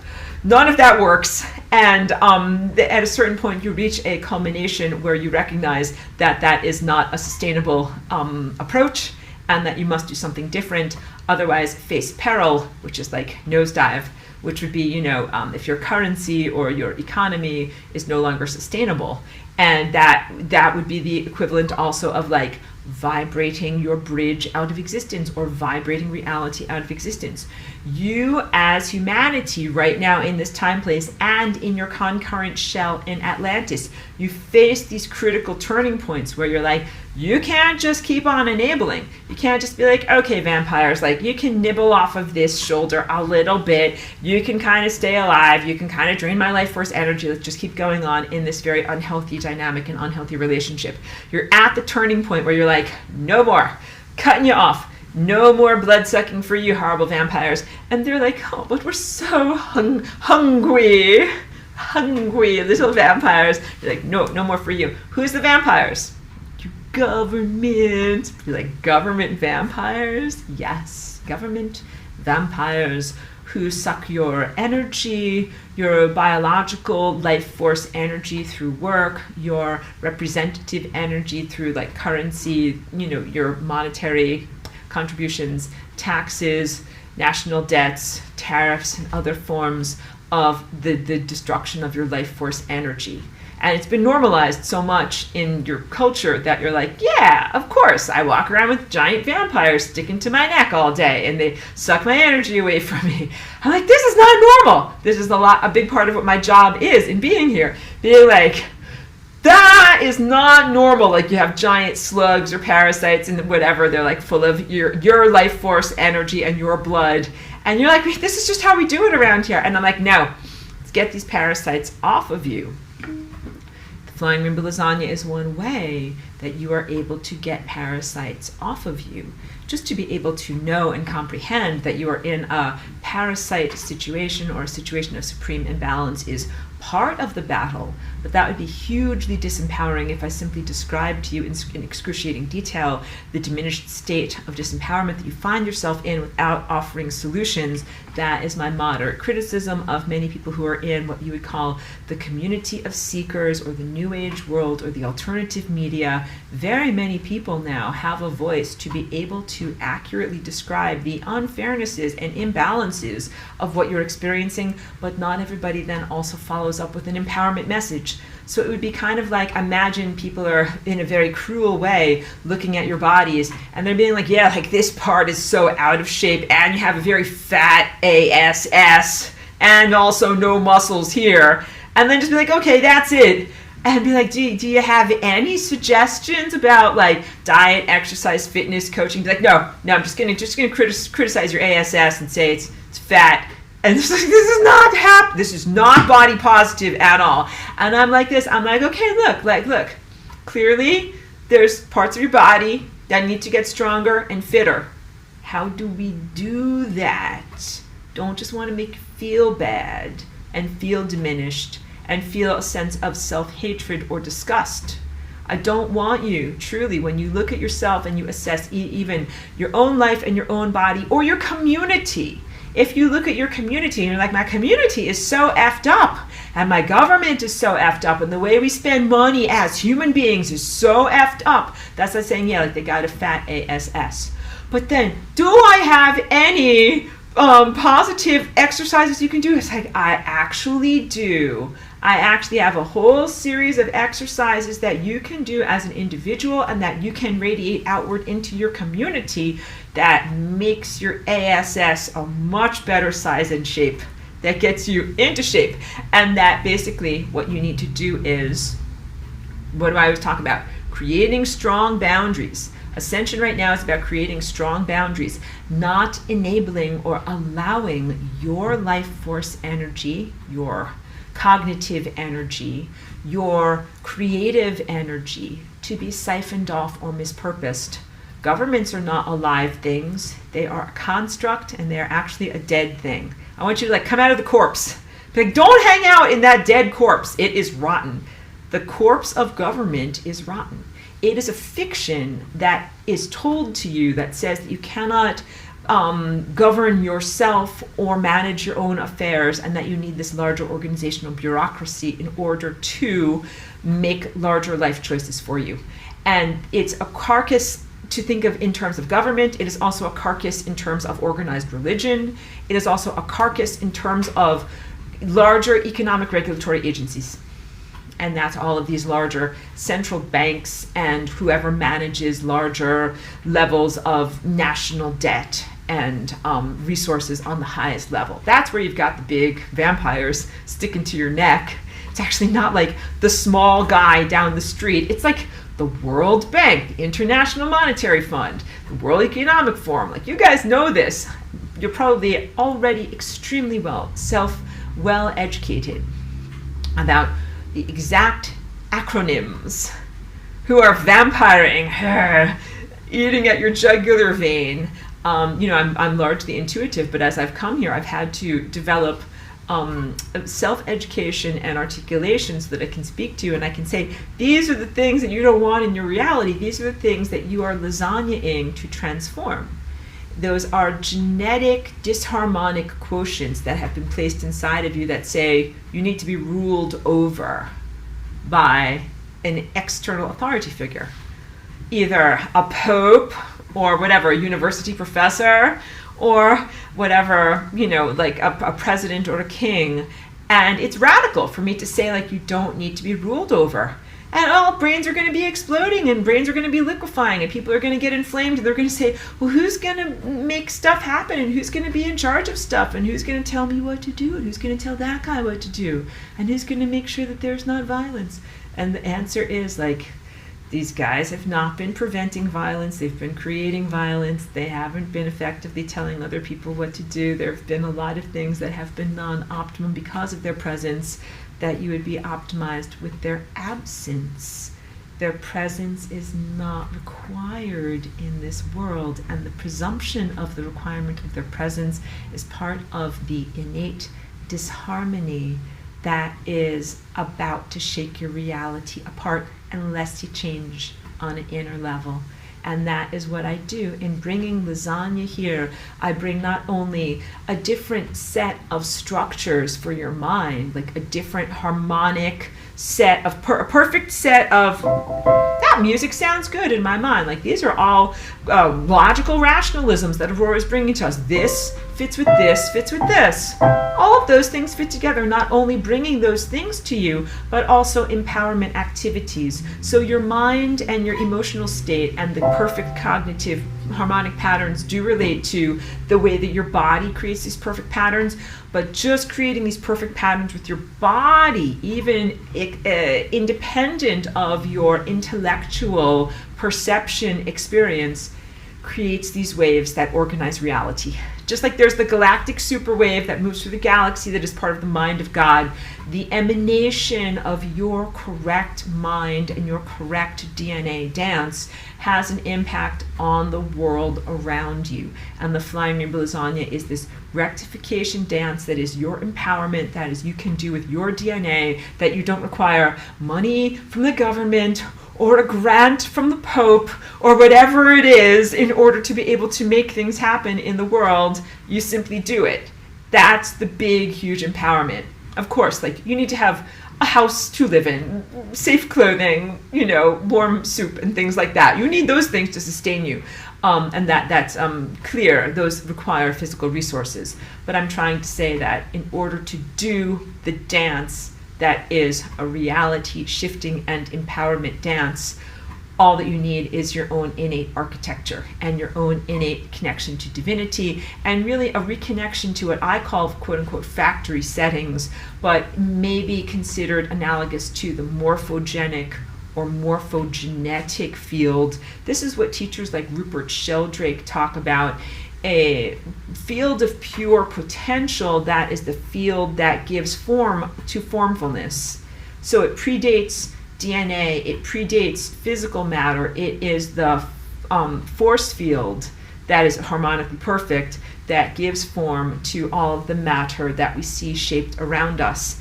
And that in connecting to that ideal state, which is your factory settings and that force field that dictates formfulness, you get back to your divine perfection. That all of these disharmonies are really every time that you diverge from the perfect music of divine intelligence. So there is such a thing as divine intelligence. It does predate everything and is at the foundation of all matter. And when you see or experience things that are not divinely harmonic and that are not a perfect expression of that, what you're seeing is wrong notes and things that are a divergence from that pattern. It is a free-willed world. I said free-willed world. That's so hard to say. A world of free will wherein if you choose, you can play bad music. That is bad music. If you do that, you will die. That's fine. Play bad music and vibrate out of reality. But what you can't do is be like, I played bad music and I vibrated out of reality. I don't have a body to live in or a planet to live on anymore. Can I steal yours? The answer is no. The answer is no. I'm busy playing good music with my body and you can't be inside of it. I'm of course not talking to you guys. I'm talking to evil. Disease. I'm busy being in my body and being harmonically perfect. No, disease, you may not live inside of me. No, fragmented evil consciousnesses from Mars, you may not live inside of me. No, unresolved traumas from Tiamat, you may not live inside of me, and you may not live inside of my dog, or my houseplants, or my planet. You may not screw up the structures of time that I wish to inhabit. And a lot of these genetic implantations that are the disempowerment structures that lead people to align with disempowerment organizations like larger external bureaucracies called government have to do with implantations, that things that make you go out of tune and diverge from your original perfect harmonic blueprint into a diminished or less capable state.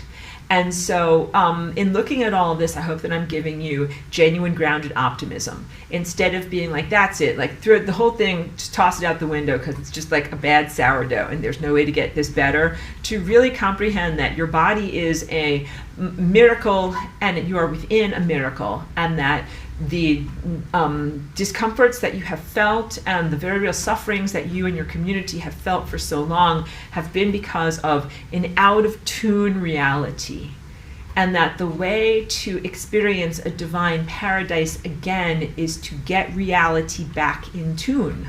But I told you, I don't want to just be like, hey, look at that, this guitar is out of tune. Better change the little pegs and make it in tune. Bum, bum, bum.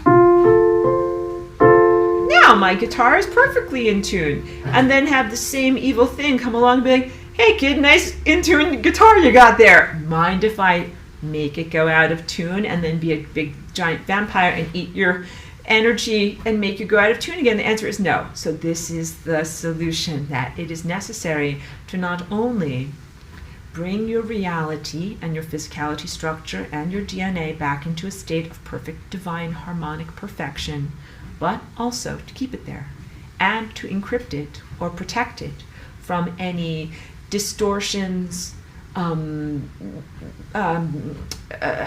molestations, degradations, violences, anything that would bring it away from that. That's all. If you want to know like what went wrong in other times and places, what went wrong, really only your innocence at not comprehending how much you had to protect and encrypt your divine perfection from that which is not divine and perfect.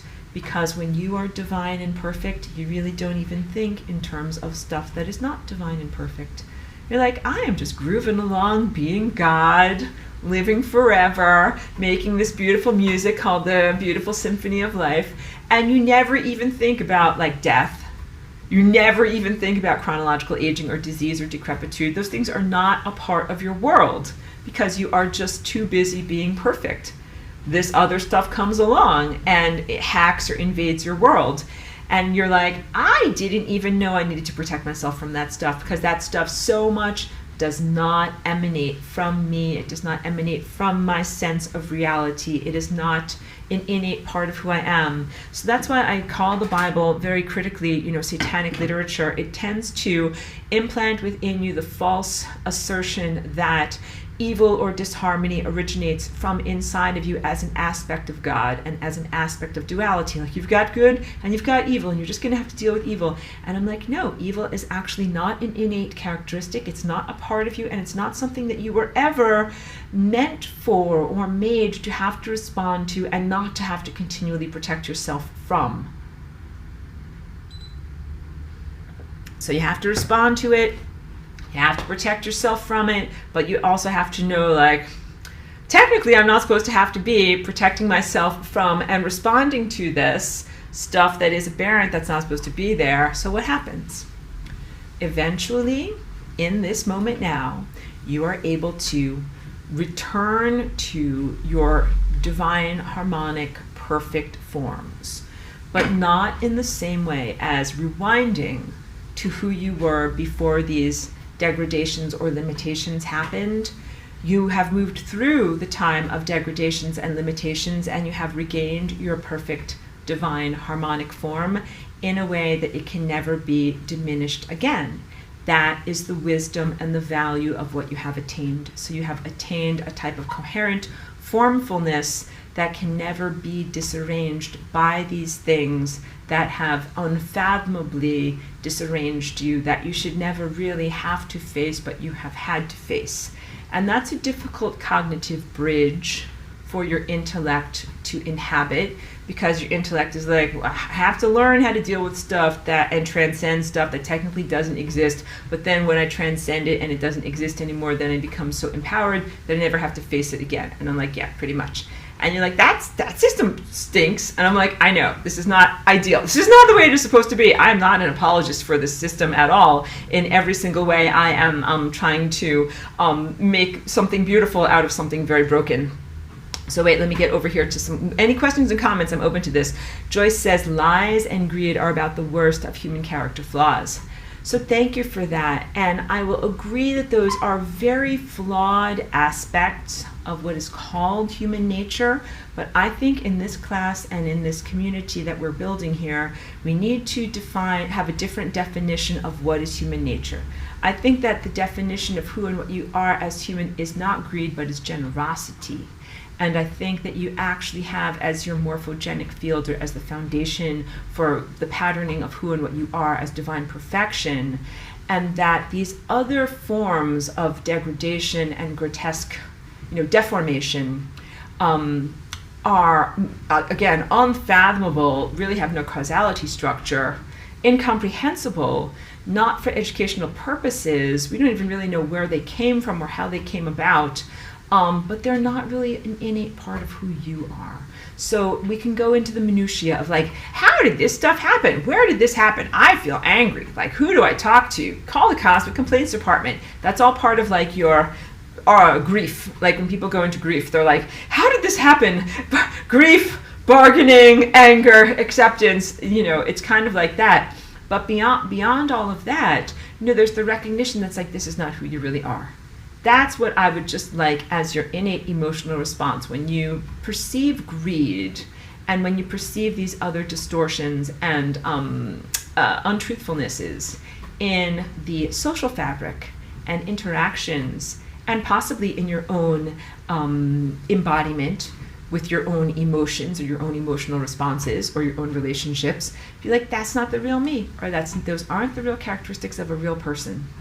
And when you look at a government, like I am like, that is 100% not the characteristics of a real person. There is something fake there. That is not how people really act. The tendency to serve oneself at the expense of others, to steal from others, to misappropriate resources, that's actually not an innate part of what the definition is to be human.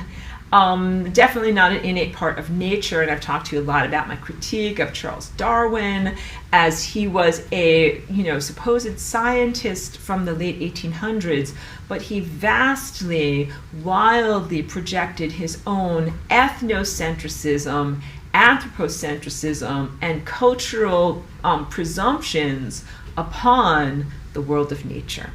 That he said, the world of nature is a world of competition. It is a fight for survival. To the victor go the spoils. Only the strong shall survive. Because he came out of a barbarian island that is known as Great Britain or England. This is this little tiny island, and everybody there had to fight for resources. And he came out of a time when people really were fighting for resources. Not just ancient Anglo-Saxon stuff, but really stuff where it was like there were some people that had monocles and top hats and lots of money and lots of food to eat, and some people that had nothing, and they literally lived in the gutter, and they literally died of poverty and starvation. That is the world that he came out of on a human level, and he looked at the world of nature and he projected those imbalances upon nature. But those imbalances are not accurate. And when you actually look at nature through a neutral lens, you start to perceive a huge amount of collaboration. That is what music really is. That is what harmonics really are. So in my body, in your own body, you can say, oh, look at this. Fight for survival. You've got the immune system, white blood cells, and my white blood cells come out and they've got boxing gloves on, and they're like playing the Rocky theme, like, I'm going to punch you in the face, I'm really tough. And then you've got a friend who's lactobacillus, and then you've got an evil pathogen that's an amoeba, and your white blood cells are protecting your lactobacillus and allowing them to be there, but punching out the evil amoebas. Like, this is like clearly a comical, hyperbolic, overblown simplification of what's going on inside of your body. Like, yes, You have a constant exertion of boundaries against pathogens inside of your body, but that is not the same as saying that it is an innate adversarial conflict against pathogenesis and that you are defined by that. Like you have had to become adversarial and create strong boundaries in a world that has pathogens, but that is not an innate aspect of your being. And the innate aspect of your being is actually, in a world of pure harmonics, divine generosity and true connection. So now when I speak in terms of harmonic perfection, when you remove all frictions, like when you are not driving down the road with a flat tire, like your whole entire world, you have calibrated to the normative experience of driving down the road with a flat tire. And your car is going like ka-chunka, chunka, chunka, chunka. And it's like veering wildly off the road, perilously over a cliff. And you're all like, this is normal. And I'm like, this is not normal. Fix your flat tire. When you fix your flat tire, you are in a state of harmonic divine perfection, wherein you are actually working in collaborative harmony in your body, and you have beautiful balance of microbes and immune system and energy flowing in and energy flowing out, and you're actually not having to spend so much of your effort at just trying to keep your steering wheel to the center of the road and just trying to prevent yourself from going over a cliff, because all of that is from the harmonic imbalances that were put into your chakras when those guys did crap time machines on Mars as a result of doing crappy bad stuff on Tiamat. Just getting into some of these questions and comments over here. Caroline says, Fortune du Saint Germain says the universe works on perpetual help. Interesting. I haven't heard that before, although I have heard of the Ascended Master that is known as Saint Germain. I have actually a very, very good Ascended Master story about that guy. I have a bunch of them. They came from, well, some of these are other people's Ascended Master stories from what they experienced in the Mount Shasta area when I went to a retreat there. That was many, many years ago. But one of it is my own experience of Saint Germain. I know sometimes these are powerful stories. I don't always share them here on YouTube. A lot of the time I just share them when I am in storytelling mode in people's presence. But if you guys ever want to ask me about my Saint Germain stories, I'm happy to tell you about them. I think I already told you about this. Was another lady's story that she shared with me about going up on Mount Shasta and her companion suddenly falling ill, and they were not prepared for the snow, and they came back down, and she thought she missed her chance to ascend. But then she met this guy who was a Shakespearean scholar and went to one of his teachings, and his face changed in the middle of the teaching, and he wasn't just the Shakespearean scholar, he looked like Saint Germain. But everyone else got a Shakespearean teaching, but she got a direct transmission that was all about ascension. That's one of the stories that I have to tell, but that's her story. But I have a different story about Saint Germain and about cool things. Tell it to you when I see you in person sometime, guys. How about that? Yeah, she says he is Saint Germain's heir. Oh, interesting. Okay, great. So there's a lot that I don't know clearly about. So I will open the floor to any further questions, comments, or anything else that I can share with you. Clearly, harmonics is the basis of the information that I have to share in terms of uplift and guidance in this world. And I'll also tell you, this is just like funny Aurora stories. Like, I had a very limited vocabulary in coming here. My vocabulary is a lot better now, but this was like 2006 when I showed that glass piece that I have the image of that I'm always sharing in class. It was at an actual in-person art show, and it was one of the earliest art shows that I had ever shared my artwork in, like a group show in Woodstock. And I had my piece on the wall, and I didn't even know that much about how to do an art show. And someone came up to me, and I'm talking with them about my artwork, and they looked at it and they were like, "You're painting harmonics." And I just nodded thoughtfully, and I did not say, "I don't know what that word means," but that was the truth of my experience at that moment. All of this is very intuitive to me, beyond my linguistics and beyond my education levels. I see and sense all of this directly through my light body senses. And so I had created and measured perfectly that whole calibrated piece, but I didn't have the word for what I was creating that I could share in this human realm. So I just slapped that sucker on a wall and then stood next to it. And it took the viewer to come along and to see it and then to translate it through their circumstances and be able to say back to me, "You're painting harmonics." So what I always did in those days, nodded thoughtfully, and I always had a little pad and paper with me, wrote down that word, and I'm like, gonna have to look that up when I get home. So I looked it up, and that's how I started to learn about what that word is. And I learned about harmonics as it relates to number patterns, and I learned about harmonics as it relates to sound waves, and also how it relates to visual waves, and also how it relates to time waves. Since I just mentioned time waves, let's just bring up a nice little shout out to this guy who's not on Earth anymore, but his name was Terence McKenna. He is a wild, out there, visionary person. If you ever want to go down some fun rabbit holes, not a total endorsement of the man, okay? I'm sure he had many, many personality flaws, but he was totally an extraterrestrial in this world. And he wrote a computer program all the way back in the 1980s called Time Wave Zero. That was all about the harmonics of events. So first I must also characterize that he did that in the 1980s was very radical, because now everyone has computers. You have the small one that you carry in your phone pocket every day, everywhere. You're like, yeah, here's a super massively powerful tiny computer. That is normal for all of you. But in the 1980s, having a home computer was like a super luxury, special thing only for select people, not for everyone. In fact, even during the time that I came in the early 2000s, when I lived in Woodstock, which is a very humble community of like, not starving artists, but let's just say artists with limited amounts of nutrition. Not really starving, just like not that well fed. None of us had computers. Having your own computer would be like la-dee-da. No, I went to the library to use the computer. So that was what was normal like 20 years ago. Was no one in my community had their own computer. We did have emails and other access to websites. And if you wanted to access it, you went to the public library and you logged in and did your stuff through there. But imagine 20 years before then, in the 1980s, when computers were revolutionary new technology, that it wasn't something that was a giant room, the univac, a giant vacuum tube,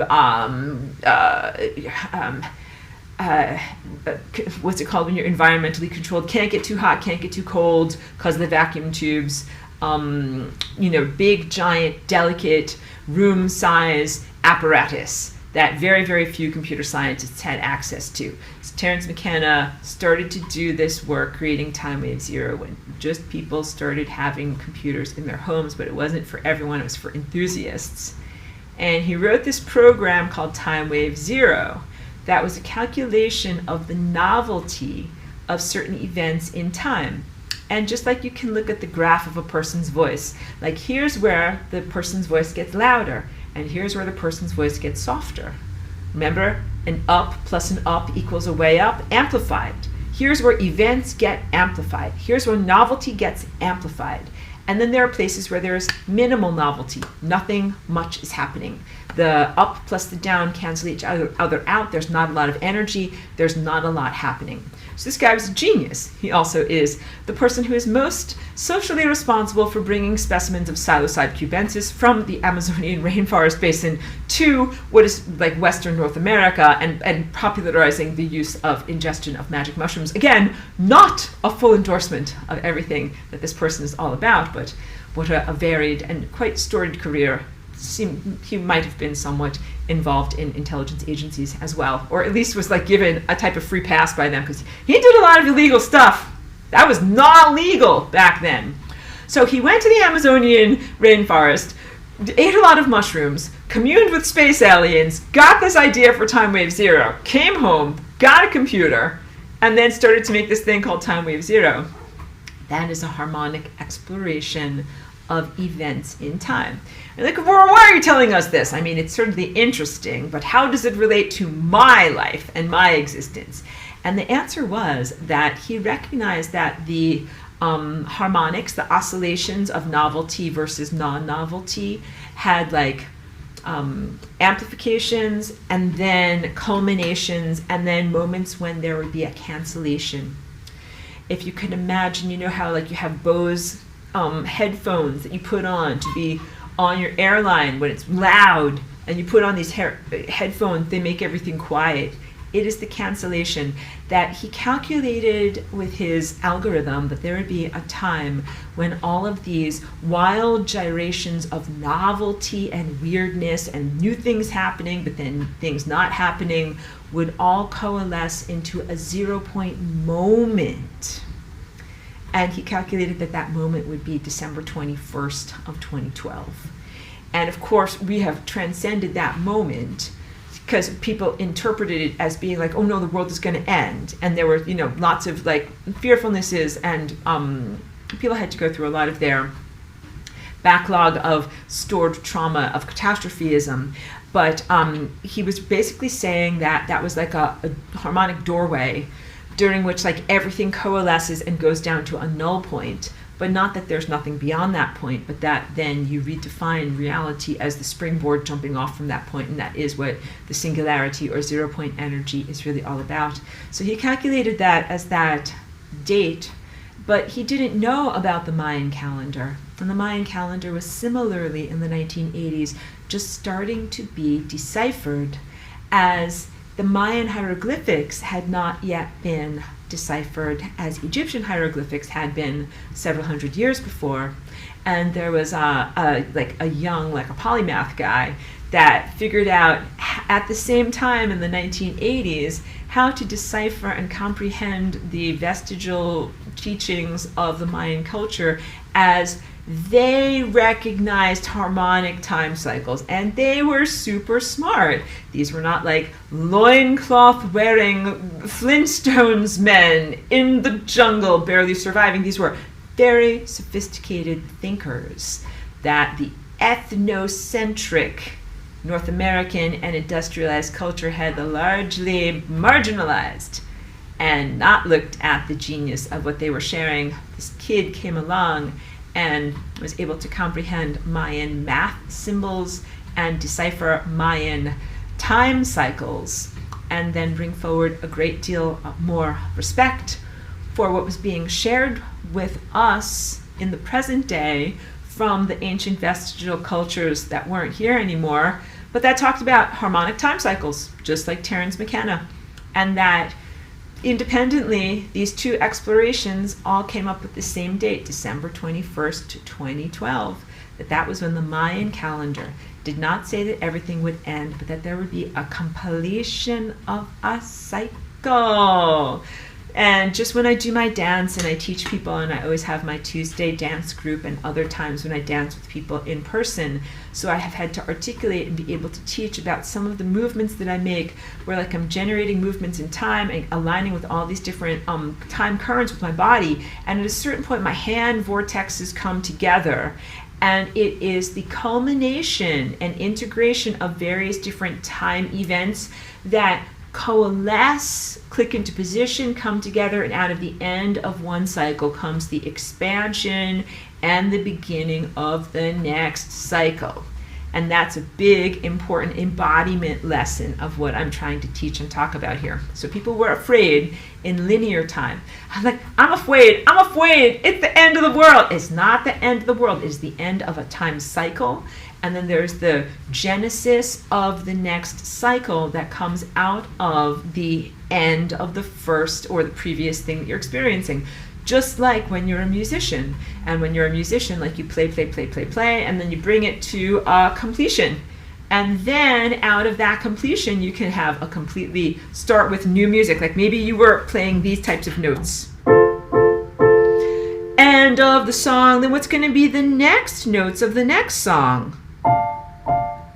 That sounds different than how it was going, but it's still going.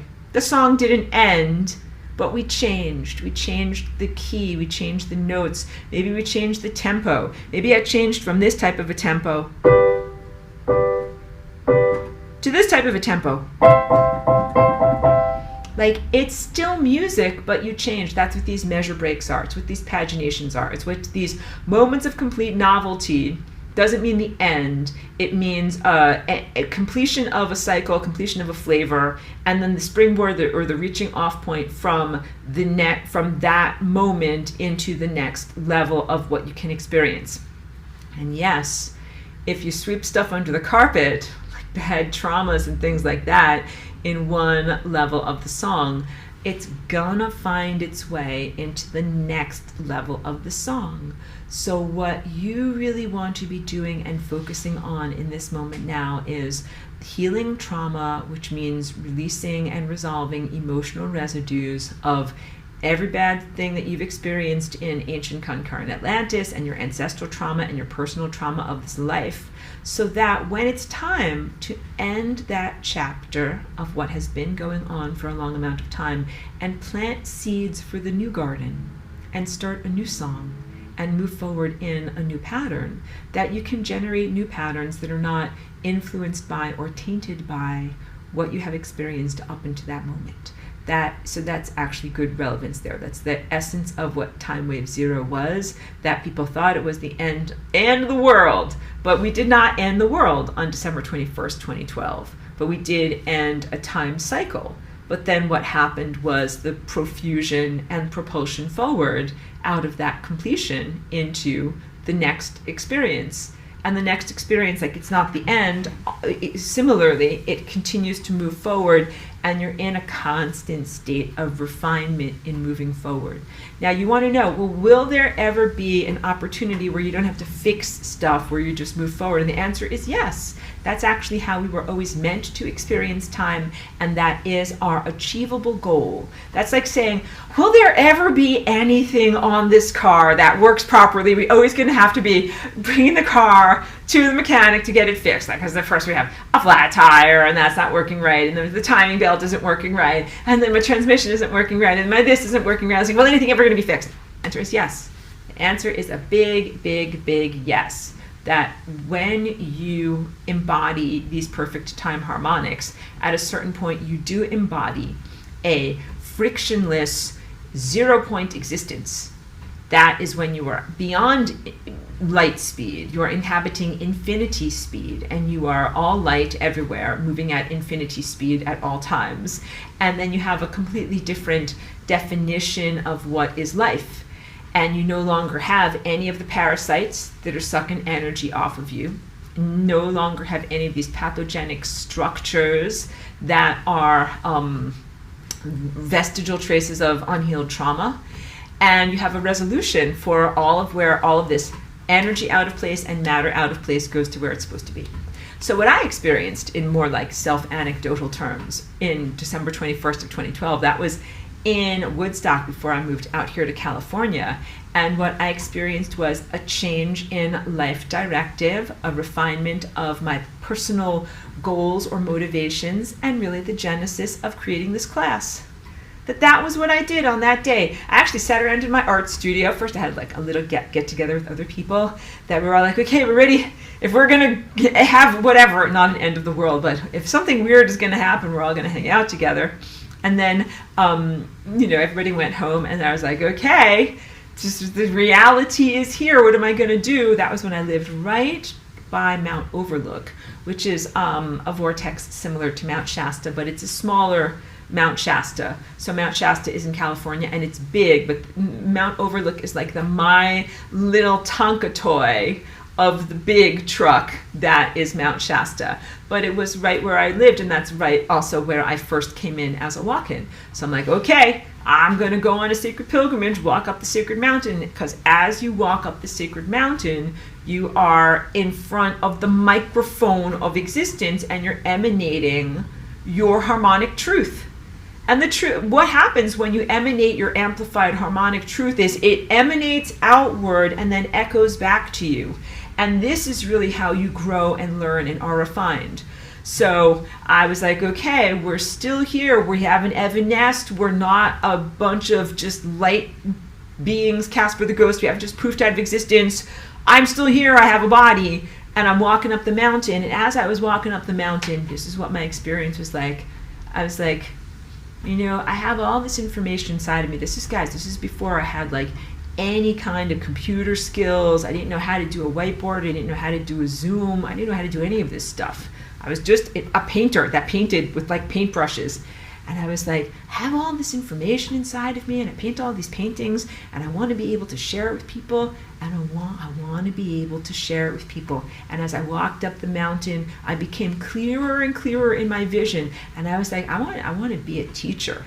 But I'm like, but I'm not a professor, I'm not a teacher. And so I'm like, I will call myself Professor, air quotes, even though now people have very beautifully said you've earned your regular professor and you don't have to be Professor, air quotes, anymore. But I'm like, I will simply declare myself a professor, and I will simply create a curriculum to share. I will make a set of lessons. And that was the intention world seed that I planted on that day. And I tell this to you now so that you can relate it to everything that grew in the garden as a result of planting that mental seed.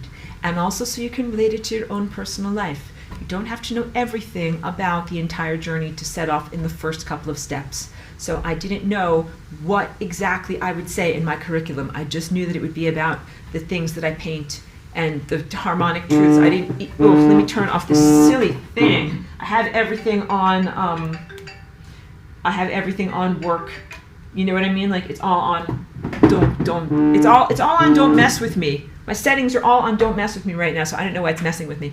But anyway, I didn't know exactly the words that I would use. I didn't know exactly what my lesson plan would be. I didn't know exactly what my curriculum would be.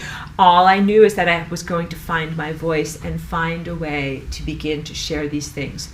So when you plant your world seed, you can have an amorphous and unformed intention. You do it knowing that you will start from the general and move to the specific. And you also know that that is part of you like gaining the muscles and the infrastructure to be able to uphold everything that you need to be able to do. So I had all the raw information. What I didn't have was the communication skills. My spelling is still really bad. My spelling used to be even worse. I didn't have the computer skills. I didn't even really have the computer equipment to be able to do this. And so that didn't matter. What matters is that you plant that seed of intention. And then from going up on the sacred mountain and planting that seed of intention, then I followed through behaviorally. And this is the essence of how you change the harmonic structure of reality. First, you have an innate ephemeral structure, like your morphogenic field. And then you make reality conform. Molecular reality rearranges itself and conforms to those intentions of what you want or intend to experience. And that became my reality. And that really is a wonderful teaching story and truthfulness of empowerment that I hope that all of you will internalize. And the opportunity to plant world seeds is not only limited to those moments of harmonic convergence or total complete 0 point or novelty, that you really have opportunities throughout your life. So I don't want you to be like, oh no, the moment has passed, now I'm just stuck with whatever I've ordered off the menu. No, you are continually having the opportunity to flag down the waiter at the Universe Cafe and say, I think I know what I'd like off of the menu now. Or now that I've finished my appetizer, I think I'd like the main course. Or this needs extra sauce, or any kind of additional requests, okay? So that's also important for you to know, that I think the December 21st, 2012 harmonic moment in time wasn't the only doorway for potential that you can ever go through. I actually think that the doorways kept coming, and that they started going faster and faster in what I would call an asymptotic curve, where it used to be like, okay, doorways are going along like this, like one a year, blah, blah, blah, like this, but then all of a sudden they start to go up like this, where it's like, you start to have 2 a year, then you start to have 3 a year, then you start to have 3 a month, then you start to have 1 a day, then you start to have 12 a day, until at a certain point where we are really now is, you have doorways that are at that level of harmonic potential every day, Every day, those levels of transformation and seed planting are available to you. However, you have had giant blood-sucking vampires sucking your life force energy away from you, making it difficult for you to even engage your imagination energy effectively in those moments of potential and novelty and pure creation that you should be able to take advantage of. So please never become inflamed or angry at yourself. Total self-compassion, and recognize that you are learning how to generate intentionally, how to consciously and co-creatively generate your reality structures, but that a lot of what you have to do is first, like, let's just do house cleaning. Just because it is so hard in your art studio. Imagine if here I am in my art studio and I had all sorts of junk and crapola and nonsense and bad smells and poops. I say, how can I even get over to my painting area to be able to make the paintings I want to make? That is the challenge that you face. Gotta clean house first. The first thing that you're going to be manifesting with your manifestation power is the ability to clean stuff up. And the clean stuff up is cleaning up deep harmonic traumas. That's the catastrophism, that people are afraid of the end of the world. That also relates to fear of your own personal mortality. That also relates to the sense of externalized deity and disempowerment in your world, and then being able to heal all of that by going into the remembrance of yourself as the epicenter of your existence and as an emanator of divine truth in the world. You're paving the road that you walk upon in your world, and that you can begin to pave your world in a very, very different quality of existence. And so comprehending what harmonics is or are is a part of that, and then mastering them is the other part of that. So I didn't go that much into the specifics of what are harmonics and how I do them in my paintings, but let's do this really fast and then we'll wrap up for today, because these are all about these, and I've done this throughout this semester and consistently throughout this class. First, you have the unit that is 1. Like here I have a 12-inch circle that is counting as my unit that is 1. Then you're always going to have 1/2. So your unit 1, this could be the shape of the earth. This could be a mile. I choose 12 inches because it's easy, but it could be any unit. And then the next thing is dividing it in half. So if we have 12-inch circle, the next thing when we divide it in half is going to be a 6-inch circle. This is all the way back to this sharing over here. This. If you're going to make music, you're going to start off with a rope or a string that's 12 inches long. And what it sounds like this. Then what happens when you divide that in half and you have a string that is 6 inches long? You get 1 octave up. And then what happens when you divide that by 3, and when you divide it by 4, and when you divide it by 5? You are continually, there we go. You are continually refining the harmonic structure. I'm sorry that the words didn't give you all the oomph that I was looking for there, and I also got a little bit distracted because Chica came out. 1, 1/2, 1/3, 1/4, 1/5, 1/6, 1/7. Those are the basic notes that you're working with. 1, 1/2, 1/3, 1/4, 1/5, 1/6, and 1/7. It's not a direct analogy, because on the piano, if you have this note here, what is 1/2 of it is this note here. That's an octave. So I lost a little bit of oomph because I was like, well, I'm not being totally accurate with what I'm doing. But so what we're trying to do is don't focus on the length of your guitar strings or the length of your piano strings.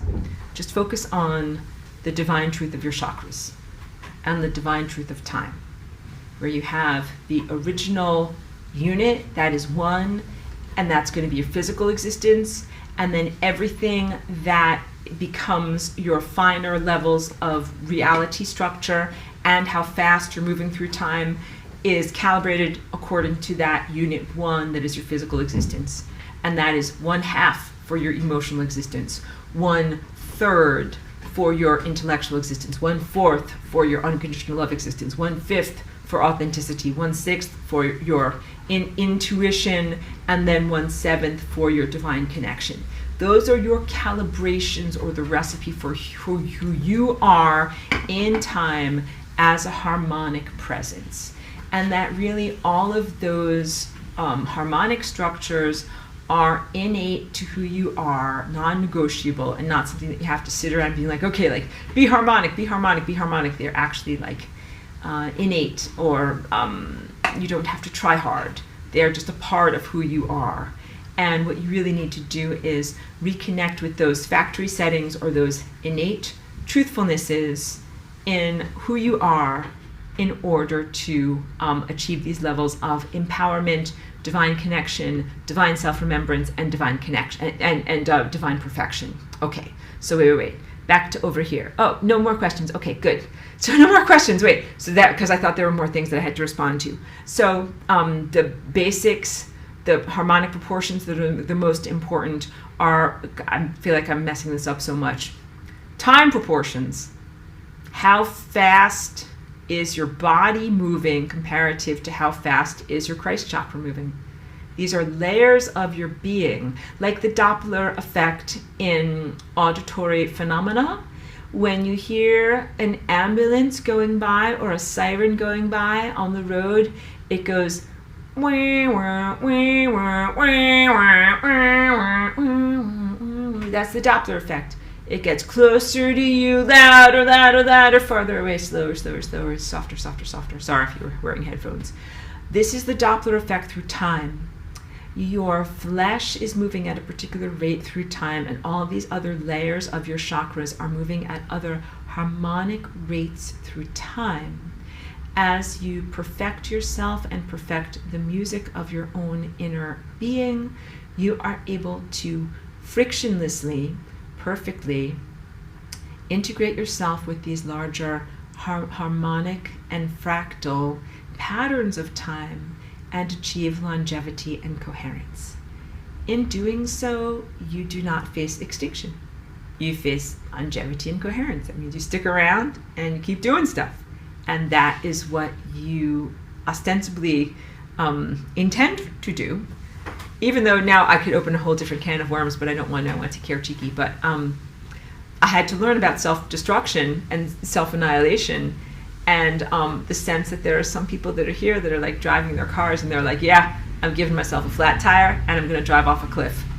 So although I am moving towards harmonic perfection, and when I started making my curriculum way back, in Woodstock over 10 years ago, my intention was to bring this information for purposes of you to get more harmonically calibrated and more divinely perfected inside, all right? But I had to learn that there were some aspects of human society or of consciousness that were de-evolving.